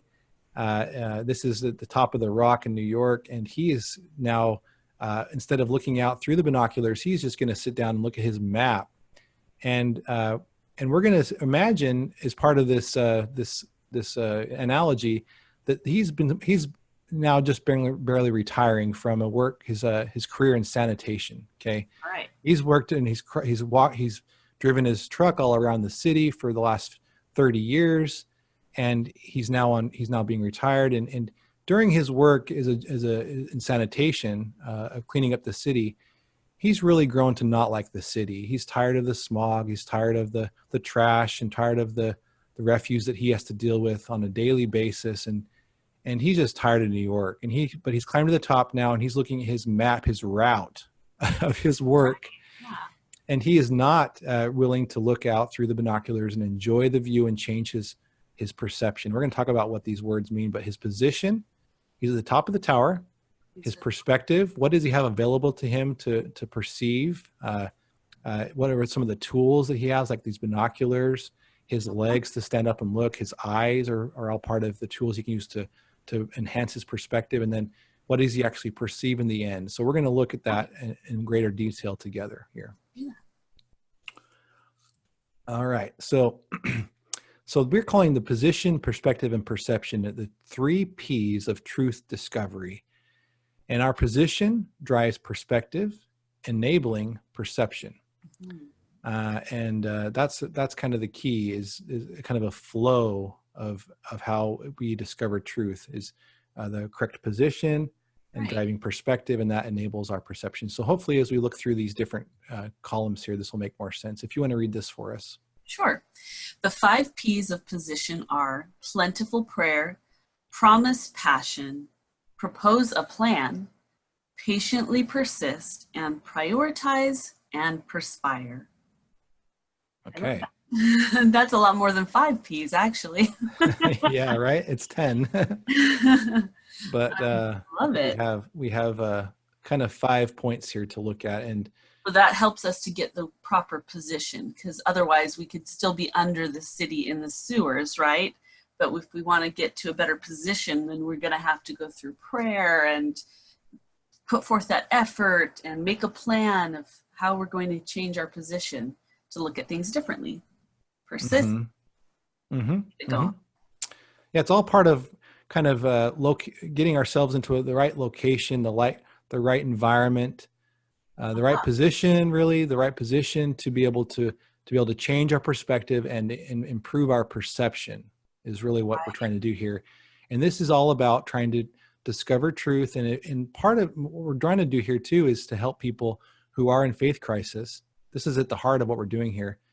And to try to help you to think about this in a new way of overcoming a faith crisis. So if you are in the midst of it and you stop believing completely, for example, and you have a little bit of hope and want to try this, we encourage you to try. Or if you have a family member who's struggling and you want to share this with them, the first thing to do is to think about what is my position? Am I putting myself in an advantageous, a strategic, an enabling position where I can be ready to receive a revelation and be able to return to faith? And And the one that's really important is really proposing a plan. And we're going to look at that more in detail in a couple slides. But let's look now at perspective and see what this one is. Do you want to read this one for us? Sure. We build perspective with charitable thinking, epistemic humility, studying the best sources, our faithful friends, and maintaining a good position. I love that because you absolutely want to maintain a good position while you're going through a change of perspective. Yeah, absolutely. If this man, this good man that's worked in sanitation all of his life, were to just walk down and leave the tower without even looking through and using the tools he's been given, the binoculars that he has here, has a quarter in his pocket's a tool. He's been given these tools to look out and to enjoy the view, and he leaves that position that he's in, a great position. He's almost there, but he's not using the correct perspective and the right tools that he's been given. Then he's going to miss out on a new perception we're going to see in a minute. But all of these things are part of the process of building that perspective. And I think perspective, I don't think about what I see anymore. I think about tools. What am I using to change my perspective? And so that's kind of the resources that you have available. Studying the best sources. A faithful friend is a tool. Keeping a state of humility is important to not become too egotistical about this whole thing. So these are some of the things we talk about with perspective. And then perception. Our perception is clear. Christ's love and healing are there when our perception is clear. We have a forgiving heart. We get and have answers to prayers. We experience deeper and stronger faith, and we have a desire to bless others. And that's kind of how those are the things that you can expect when your perception is clear, that this will be there for you. Mm-hmm. Yeah, and perception, really what you perceive is just a product of all of your history, of your environment, of your biology, your DNA, your family, friends, everything that you've been surrounding yourself with, your position and the tools that you've used, right? Based on your position, your perception could really go any way. And it's crazy. Like when I was listening to Brother Harper, Steve Harper, at our recent gathering, he talked about, he has the exact same data as some of our biggest detractors, right, of the church. And he has exactly the same opportunities as these other people. He may even have some of the same tools. He has the internet available to him. You can go to the church history library and ask for resources to look through things. And he has maybe some better, maybe he has better cognitive faculties. He's able to learn faster maybe than other people. I don't know. He's brilliant, but his argument is he has the exact same data, the exact same facts, the exact same journal records. Everything is the exact same to him, available to him as anybody else. He's a historian. He can go in and ask for the records and look at them. But his perception is very different from, I won't name names, but you can think of one of the biggest detractors of the church, someone that really doesn't like us. Okay, why is their perception so different? Well, this is why, because their position is very different. Yeah. They've put themselves in a very different position than Brother Harper. They've used different tools. Mm-hmm. And now they are perceiving the church very differently. That really reminds me, again, back to Alma 32, when he is talking about, now this thing you must judge. And he kind of goes in and says, it shall be unto every man according to his work. And so your understanding of faith and how it works, your perception, there's a lot that is from our work of what we're willing to put into this to change our perspective and to really, really do that work. Easy.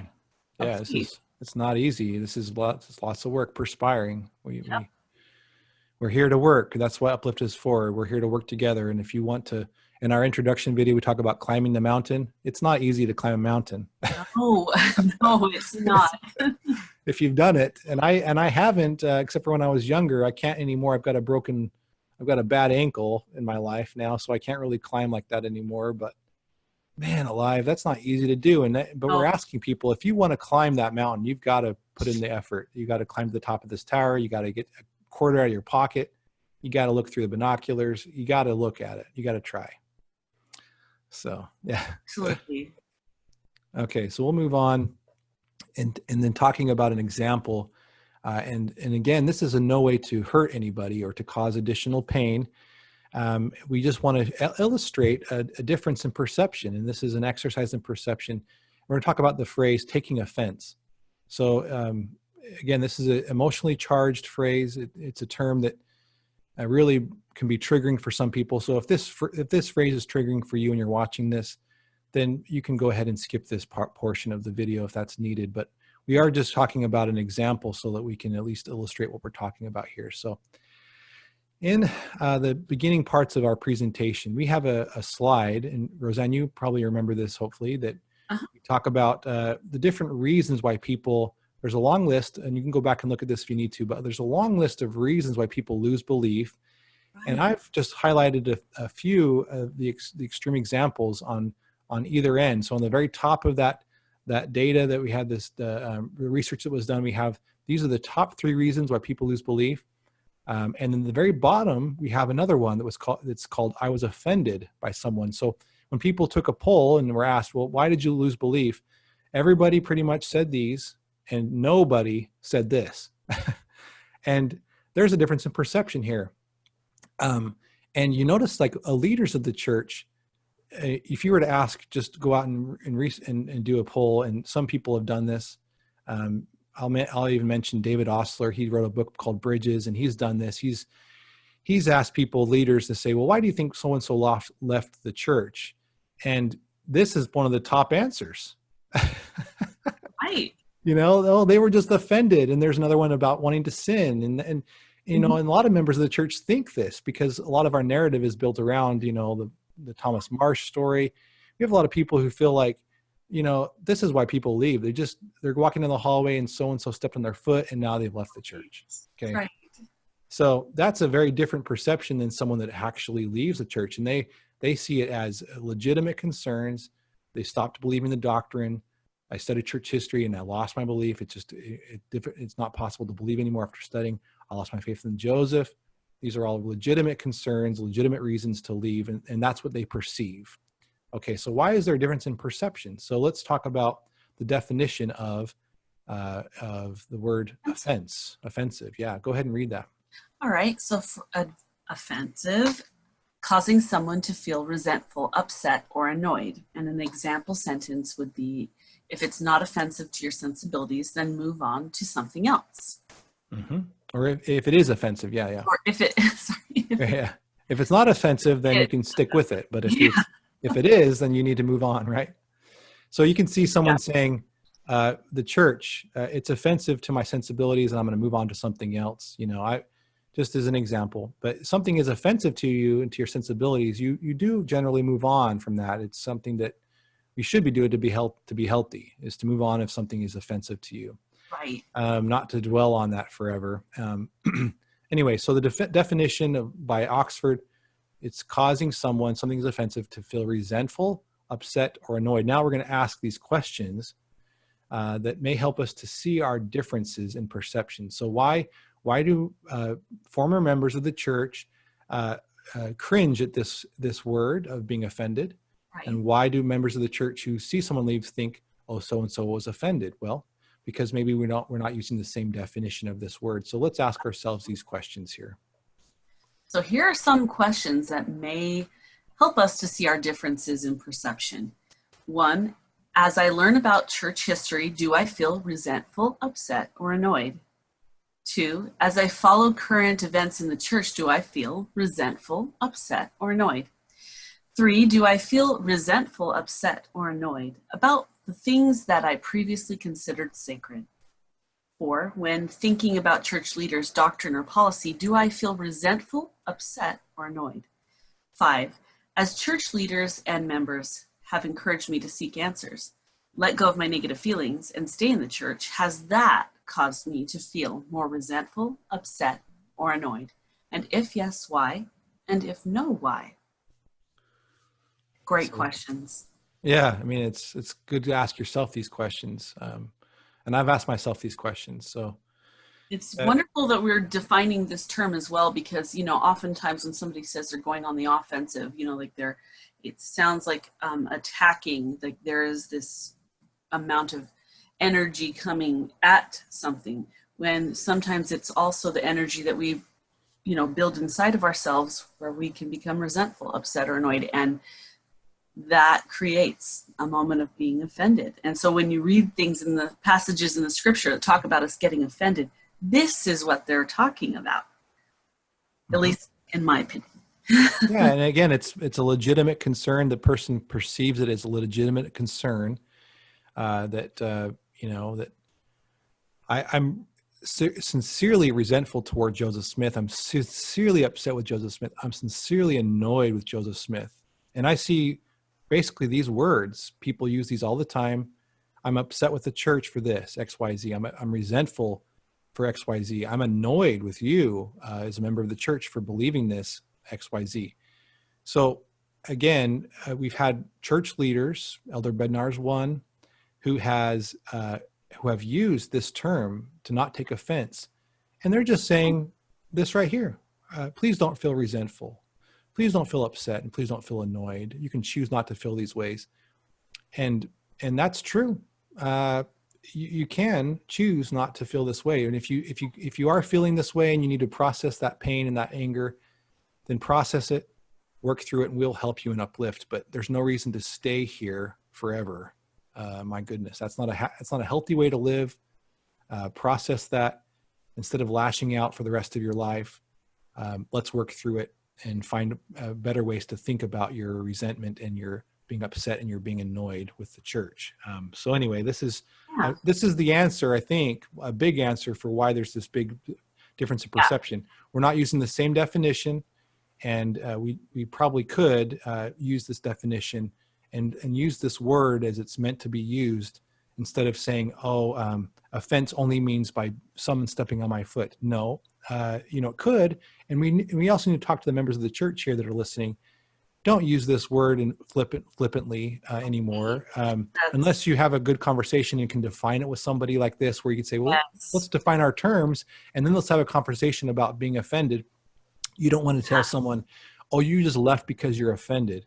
Well, what does that bring to mind? Well, someone that stepped on my toe in church. That's the minimizing that we're not trying to do here. We need to stop doing that as members of the church. So what do you think there? I think there's so many scriptures that talk about this. I was thinking of Proverbs, where they say a brother offended is harder to be won than a strong city, and contentions are like the bars of a castle. I think of that because it's when you're in this realm of being offended, you're just like an iron fortress. There's no learning there. You're just locked down. But then you go on into other scripture and it says, if thy right eye offend thee, pluck it out. So clearly Christ is saying that that's not a state that we're best learning. And so, yeah, we could be upset with somebody because they're offended about something, but then now are we in the state of being offended by their Yeah. being offended? So this happens all Yeah. the time when people leave, right? We'll see a friend who's left the church, they say, and they're upset about certain principles, and now we will also feel offended too, Yeah. because we're hurt. We don't even realize that them leaving has now hurt us. And so if we don't really hone in on those feelings of resentful, upset, and annoyed, then we're missing a lot of what these scriptures are talking about. They're Yeah. missing that root of, if thy right eye offend thee, pluck it out. That means get rid of that from your body. Yeah. My little guy, he's 8 years old now. My oldest boy, and my wife is brilliantly thought of something to help him to let go of his grudges, because he's got me in him. I grew up with a lot of grudges against everybody. Right. I can't And even imagine that really, but okay, I'll take your word for yeah, it. yeah. When I was first married, my wife, she doesn't hold grudges, and so I'd hold a grudge against her for I even like a couple of days, and I wouldn't talk to her, and she'd be like, "Why are you upset?" I'd just get over it, and I'd be like, "Oh, it doesn't even hurt, doesn't even I'm not even able to like stick it to her by giving her the silent treatment. She just tells me to get over it and to stop. And she doesn't hold any grudges toward me for holding a grudge. And so she disarmed me pretty quickly, and I've learned not to hold grudges. But my little guy, I'll just say his name is Jackson. He's the best. But Jackson's 8, and my wife, he holds grudges against our little girl, Charlotte, and she does something to offend him, and he'll hold on to that for all night. And my wife says, you need to let go of that book you're holding on to. You've got a big old heavy book you've got wrapped around you, or a brick. She'll say, let go of that brick that's around you. And be like, I know, to let go of that resentment. Yeah, let it go. Like, we're eventually supposed to land in that one. What's that scripture? Having a conscience void of offense towards God and man. Yeah. That's where we need to land at some point. Yeah. Peace in Christ. He will heal your offense if you allow him to. And I just want to encourage people, stop taking offense at Elder Bednar for using this very normal term to describe the feelings that you have. I mean, it's just silly. I mean, I understand why it happens if you're listening to this, because members have minimized your real legitimate concerns about the church. We understand that, and we need to stop doing that as members of the church. But at the same time, Elder Bednar is not necessarily talking about, he's talking about deep-rooted concerns that you have, to find a way to work through those and not be offended by those things anymore. And that's what we're encouraging to do too in Uplift. We want people to stop feeling that resentment and heal from that. So absolutely. A slide of healing, hopefully not of offense. Yes. All right. Okay, we're moving on, talking about the other point of position, and that's proposing a plan. Now, this is really important. I love this. So, beautiful picture of someone praying, of this woman praying. Okay, so we can take turns on this one. Do you want to read the first slide? Sure. I have been having very similar feelings for the past 6+ months. I have felt like God doesn't exist, that my prayers are going into nothing. I have been deeply hurt and confused. Why do scriptures say to ask, and he will answer? Yet I've been feeling a complete lack of answers for months now. If God is real, and that is his word, why isn't he keeping his promises? I thought he wanted me to know he is real. I've been basically begging God to somehow show me that he is there, or to give me something solid I can put my faith and trust in. All right. I was reading the comments in this post, and I decided to say a very sincere prayer out loud. While praying and asking God to let me know if he is there, I had the thought that what I needed to ask was for God to help me to find him, instead of him revealing himself to me.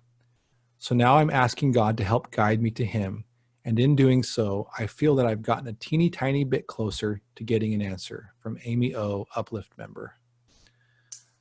When I first read that, I just almost wanted to jump right out of my chair. I was like, this is so beautiful. This is everything. I think we often think that God's supposed to move to find us, and I'm sure he would be, but the biggest problem is that we're blocking him with our inability to move into his light. We don't necessarily want him on his terms. We want him on our terms, and that just doesn't work when you're a God who is bound by rules, Mm-hmm. So I absolutely love this, and it just resonated into my core when I read this from Amy. Yeah, Amy did an awesome job by listening in the comments, reading the comments in our group, and just a wonderful member of Uplift. And hopefully she's still with us and is working through some of these challenges with us. She was so open about it and so authentic. She wasn't trying to preach or anything, but she was just trying to say, I'm in a similar position as you, and here's one small little thing I did to gain some ground. Yeah. Beautiful. Yeah. So she basically prayed and asked God for a plan, right? Let's get into the details here a little bit. Yeah. I'm asking God to let me know if he's there. And I had and with that little plan, see, I'm proposing a plan. God, please let me know if you're there. A very simple plan, but a plan nonetheless. I had the thought that in response to develop even a greater plan, which is to seek him instead of having him reveal himself to me. There's a term that I've learned from watching some big debates between atheists and theists. The term is a non-resistant non-believer. That's the term that the atheists will sometimes use to say, I'm non-resistant. I'm a non-believer and I'm non-resistant. Where is this God that I should believe in him? And it's a default position of I'm here, I'm waiting. If he loves me, come and get me. Snatch me up, God. I'm wanting to see you. You show yourself to me, and puts the burden on God to do it. And a neon sign in the sky would be cool. If a scientist were to look at your DNA and see the words spelled out, I am here, believe in me, under a microscope. How cool would that be, right? To have God just reveal himself unsolicited, to show himself to you and to prove himself to you. Man, that would be tremendous, but that is not, we are not drawn to a loving God by him just placing it into our hands as a non-resistant non-believer. Right. He's already placed so much. Everything testifies that there is a God and a great creator, a grand designer. And we're just so used to seeing all of these marvelous works and wonders that we no longer even view them as wonderful. And that's why a sign from heaven just won't work, because eventually we're like, oh, that's normal. That happens. And it does not promote faith. I mean, just the fact that you and I have beating hearts, that our eyes work, that our immune system works. Those are all fabulous, amazing miracles that we overlook. And eventually it would become commonplace if God kept giving us signs from him. If he was even in our presence, we probably wouldn't grow very well, because, we're not really unto ourselves. So I love this. I feel like having a plan is important, as long as it's not super grandiose, because I know some people try to go, they might put a big plan together, like this is my plan, but really it doesn't need to be massive, but you do need to have a direction as you're coming back in and trying to understand what you believe. Yeah, and just praying initially to ask God to help you to prepare a plan. That's kind of the goal here, is you don't know what to start, and you want to receive revelation. You want to have doors opened unto you to give you ideas of what to ask for in your plan, what to put down. Maybe it takes a few iterations of a plan to get it right, but we're asking, and it may take a long time, but we're asking people to propose a plan and ask God to sanctify and consecrate that plan in the best way that you know how, to ask for his guidance in preparing it, and then ask him to fulfill it with faith, right? And in that plan to receive a testimony to come back to faith it will be fulfilled if it's done with faith and it's done under the guidance of God and through revelation. Absolutely. God is merciful unto all who believe on his name, right? Amen. And you got all your scriptures to quote here to me. That's great. I don't know how, but I have just been drawn to Alma Awesome. 32 for this, and everything is just right here in front of me. I'm like, and this is right here. Little nuggets of truth everywhere. Yep. That's awesome. I love it. Okay, so we're going to talk now about another example, a very sacred example, and this is a sign and a wonder, really, and it can be overlooked. It can be probably reasoned around, but this is a miracle. We're going to show you and if you need to pause and ask and say a prayer and ask for your heart to be in the right place, to ask for God to reveal himself to you in this moment as we read this sacred story together, I would invite you to do that and to not look at this with an eye of skepticism, of doubt, but to be willing to listen and to learn from this experience and to be open to an answer.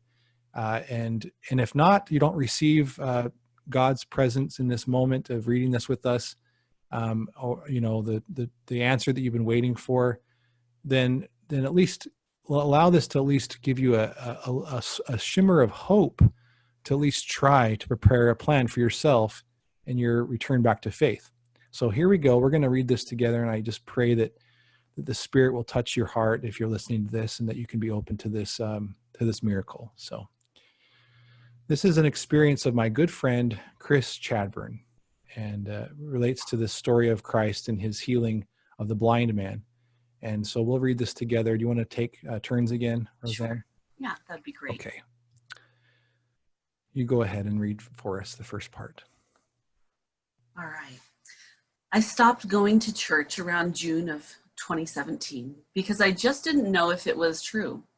In my mind, religion didn't make sense anymore, and I couldn't continue behaving in a manner inconsistent with my character.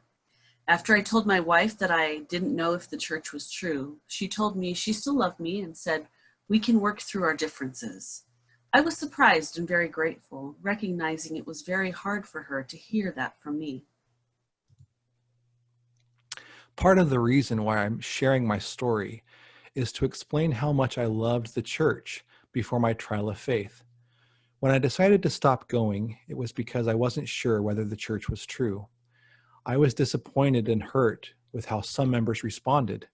They said I wasn't praying hard enough, or that I wasn't paying my tithing, or that I just wanted to sin, and so on. After I stopped attending, one of the members continued talking with me. His name is Brother Allison. Brother Allison spent a lot of time with me discussing questions I had regarding the church. He is very open-minded, which I admired. It seemed to be rare among the older generation, and I had a great appreciation for that. We became very well acquainted and established a friendship during the time we spent together. Throughout my trial of faith, I continued praying and asking God if he existed. I felt frustrated because I didn't receive any clear answers that would motivate me to go back to church. I struggled with the scriptures because they demonstrated a myriad of contradictions and problems with authorship, time frames, and content. At one point, I remember praying in my car and promising to pay tithing if God would help me to find a job. I soon thereafter found a job, but I was still too stubborn to see that as an answer. During this time, I continued the battle to find God in religion. I constantly prayed for him to visit me or to send an angel to confirm that God exists and that the church is true. I didn't receive any answers, and I continued down a road without peace in my heart and mind. After about a year of struggling, I began asking God to give me ideas that would satisfy my mind in ways other than seeing an angel or God himself. Perhaps I needed to be more flexible. I decided to pray about two specific questions that I had not shared with anyone else. One of those questions had to do with my patriarchal blessing, the details of which I want to keep sacred and will not be sharing as part of my story. I desperately wanted clarity, so I prayed alone in my room and asked God to send me an angel or a messenger with a detailed answer. I promised God that an answer to these questions would satisfy me and that I would know the church is true and that he is real. Then I waited and received no immediate response. A few days later, with frustration and a bit of sarcasm, I mentioned to my wife that maybe Brother Allison would have my answer. I kept that hopeful impression in the back of my mind, but doubted the possibility. Again, I want to emphasize to everyone who reads this that I didn't tell anyone the details of my prayer, not even my wife. She knew I was looking for answers, but that's all. Shortly after I spoke with my wife, Brother Allison contacted me and said he had a message for me. I felt surprised, but also excited to meet with him. I went to Brother Allison's house that Friday. He told me that he had a personal message and that he wanted to talk to me alone. We walked upstairs in the Allison home where there was a library and a little bed. He pulled the pillows off the bed, laid them down on the ground. He looked at me and said, "We are going to pray together. I will give the prayer." I was a little nervous. and I didn't know what to expect. After he was done praying, he said, "Okay, let's get down to business." We sat on the bed and he pulled out a bunch of flashcards. He said that a messenger had visited him and that the messenger was from Jesus Christ. He explained that the Lord was disappointed in me because I did not take my promise to pay tithing and the blessing of my new job as an answer. He mentioned that the Lord knew what was in my heart and that he was asking me to be humble.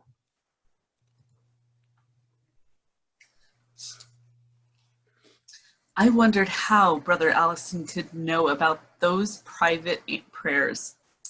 He couldn't know. No one could. He then answered the specific questions I had about my patriarchal blessing and even used the exact language from my blessing. Brother Allison also answered the second question that I asked God, which I had to do with the priesthood. Apart from a true miracle, it isn't possible that these details from my private prayer could have been known by anyone. Only me and God knew about these things. I then realized that Brother Allison was the messenger I had been praying for all this time. I had more questions. I asked him, "How about the first vision?" Brother Allison responded, "God sees all of us." After he spoke those words, everything suddenly became blurry, and it felt like a thick cloud in my mind. I believe it was the veil being partially removed. It isn't easy to describe, but the first vision began to make sense to me after that point. Today I have some memory of that cloudy moment in Brother Allison's upstairs room, but I'm having difficulty putting exactly what I experienced into words. I now realize that I can better relate to Joseph's experience with the first vision. When Joseph Smith saw God the Father and Jesus Christ, he knew what occurred, but he couldn't easily recollect the full experience. After he wrote it down the first time, he continued reaching for the details of that memory until his recollection became even more clear. Joseph's experience when he saw God the Father and the Son now makes a lot more sense to me.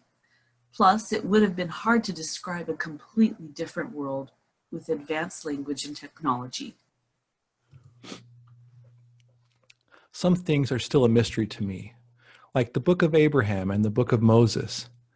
I'm still confused about all the religions in the world, yet I can't deny the answer that I received that night with Brother Allison.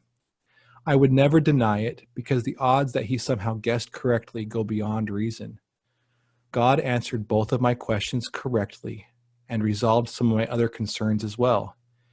In total, I have received 8 different answers to my private prayers.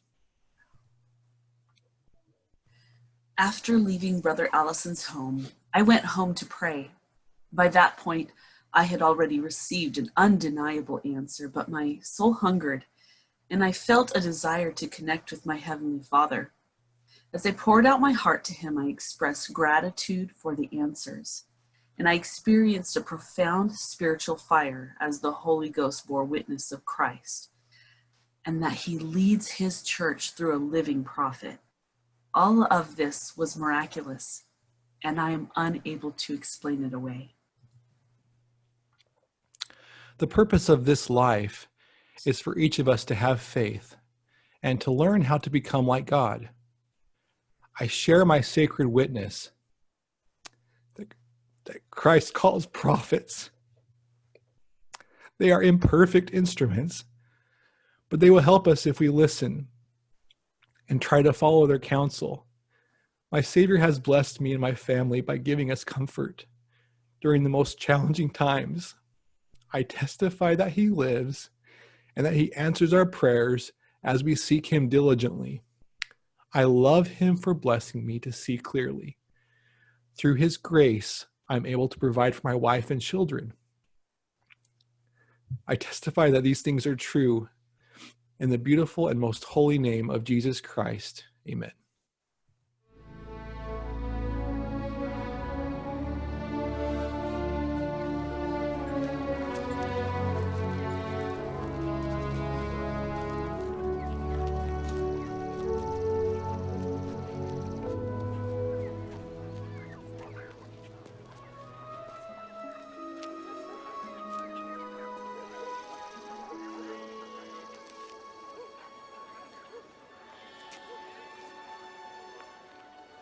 Master, who did sin? This man or his parents said he was born blind. Neither hath this man sinned nor his parents, but that the works of God should be made manifest in him. I must work the works of him that sent me while it is day. The night cometh when no man can work. As long as I am in the world, I am the light of the world.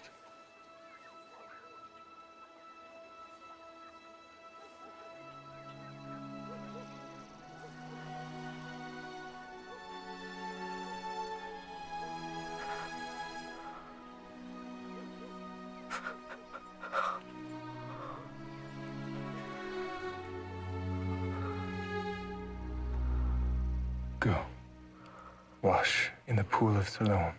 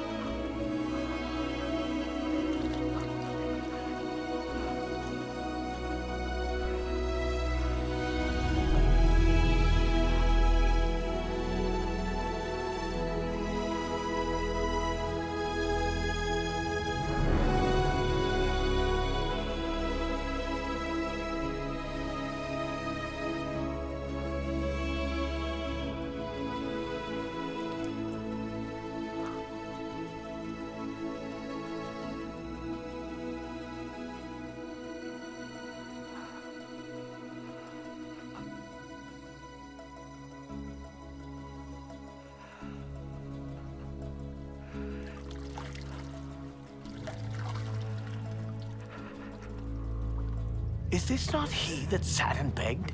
This is he. No, he is like him. I am he. How were thine eyes opened? A man that is called Jesus made clay and anointed mine eyes, and said unto me, Go to the pool of Siloam and wash. And I went and washed, and I received sight. Where is he? I know not.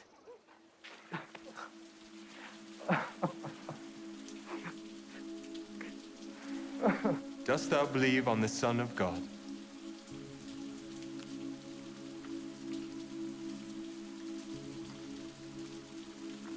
Who is he, Lord, that I might believe on him?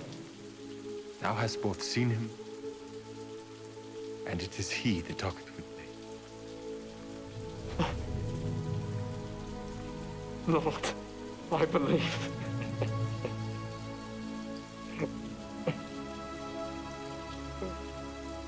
For judgment I am come into this world, that they which see not might see, and that they which see might be made blind. Are we blind also? If ye were blind, ye should have no sin. But now ye say, we see. Therefore your sin remaineth.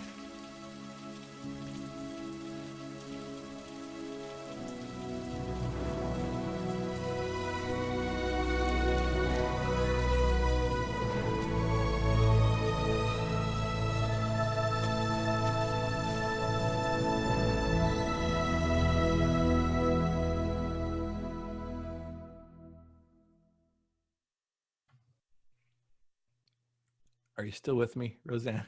Yeah. Not sure how you're supposed to continue on after that, but I mean, we'll have to cut maybe out a lot of our crying, but yeah. Oh goodness. but the little nod from Christ at the end, it's like, Right? you know, he's just like saying to everybody that's watching this, you know, you guys can do this. He's like cheering for you, and we're cheering for you too. So I'll read this last section here.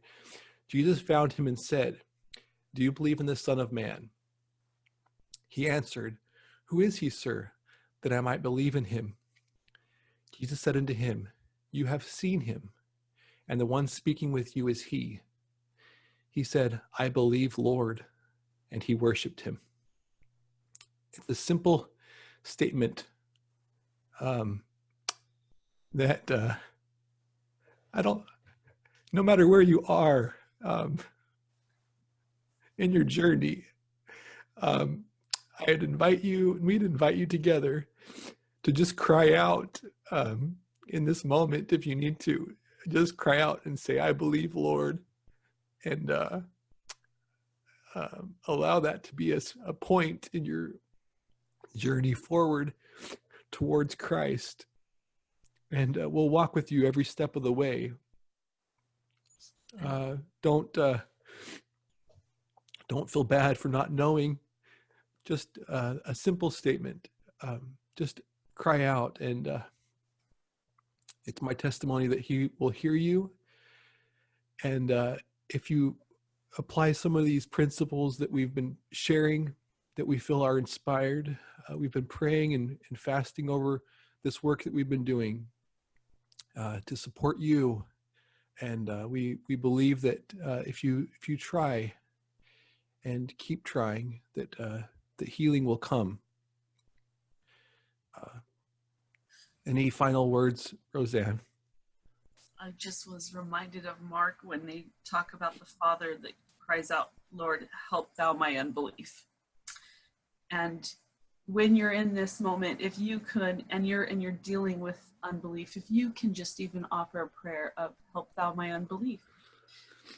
Just having a desire to want to believe is something that the Lord can work with.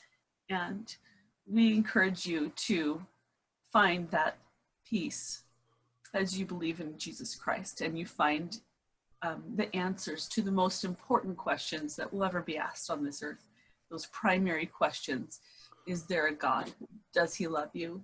Did he send his son, Jesus Christ, for you?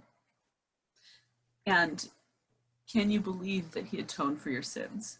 And all other questions are, subordinate to those. And that's what we are here to help with. We want you to feel that this is a place where you can cry out, "Lord, help thou my unbelief," and that you can be led back to the arms of the Savior. Yeah, we love you all very much, and this is a privilege to do this for you. This is done with love. Absolutely. We don't need you to thank us for any of this. Please thank God. Please reach out to him and thank him for any good things that have come from this video. This is between you and him, and we're stepping out of the way as much as we can. We want you to connect with him, and we love you again. And we'll finish this video this time. And I share my testimony, my love with you, and we both do in the name of Jesus Christ. Amen. Amen.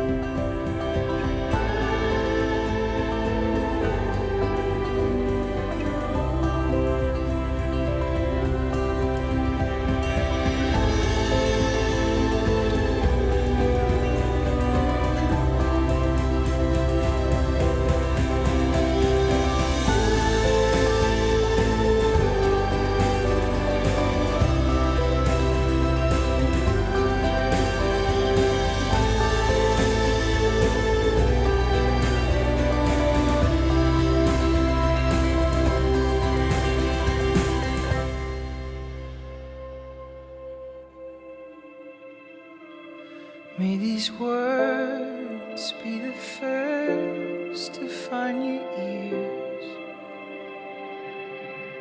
The world is brighter than the sun now that you're here.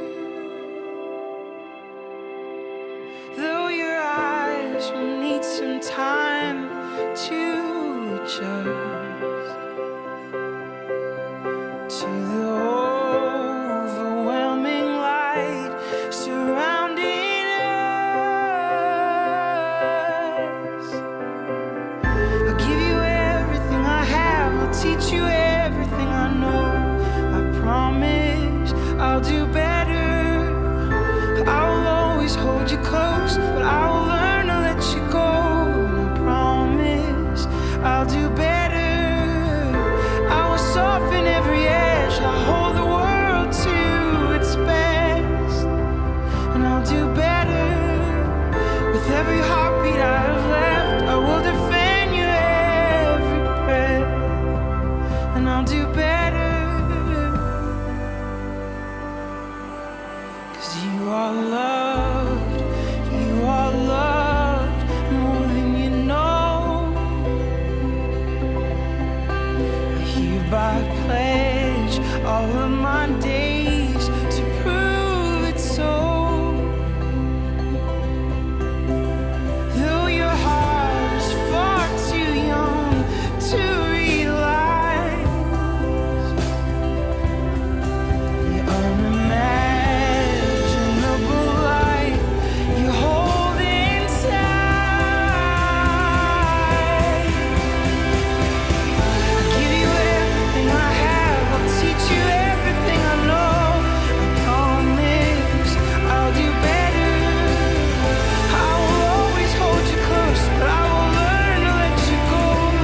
I promise I'll do better. I will rearrange the stars, pull them down to where you are. I'll do better. With every heartbeat I've left, I'll defend you every breath. I'll do better. I will soften every edge, hold the world to its best. I'll do better. With every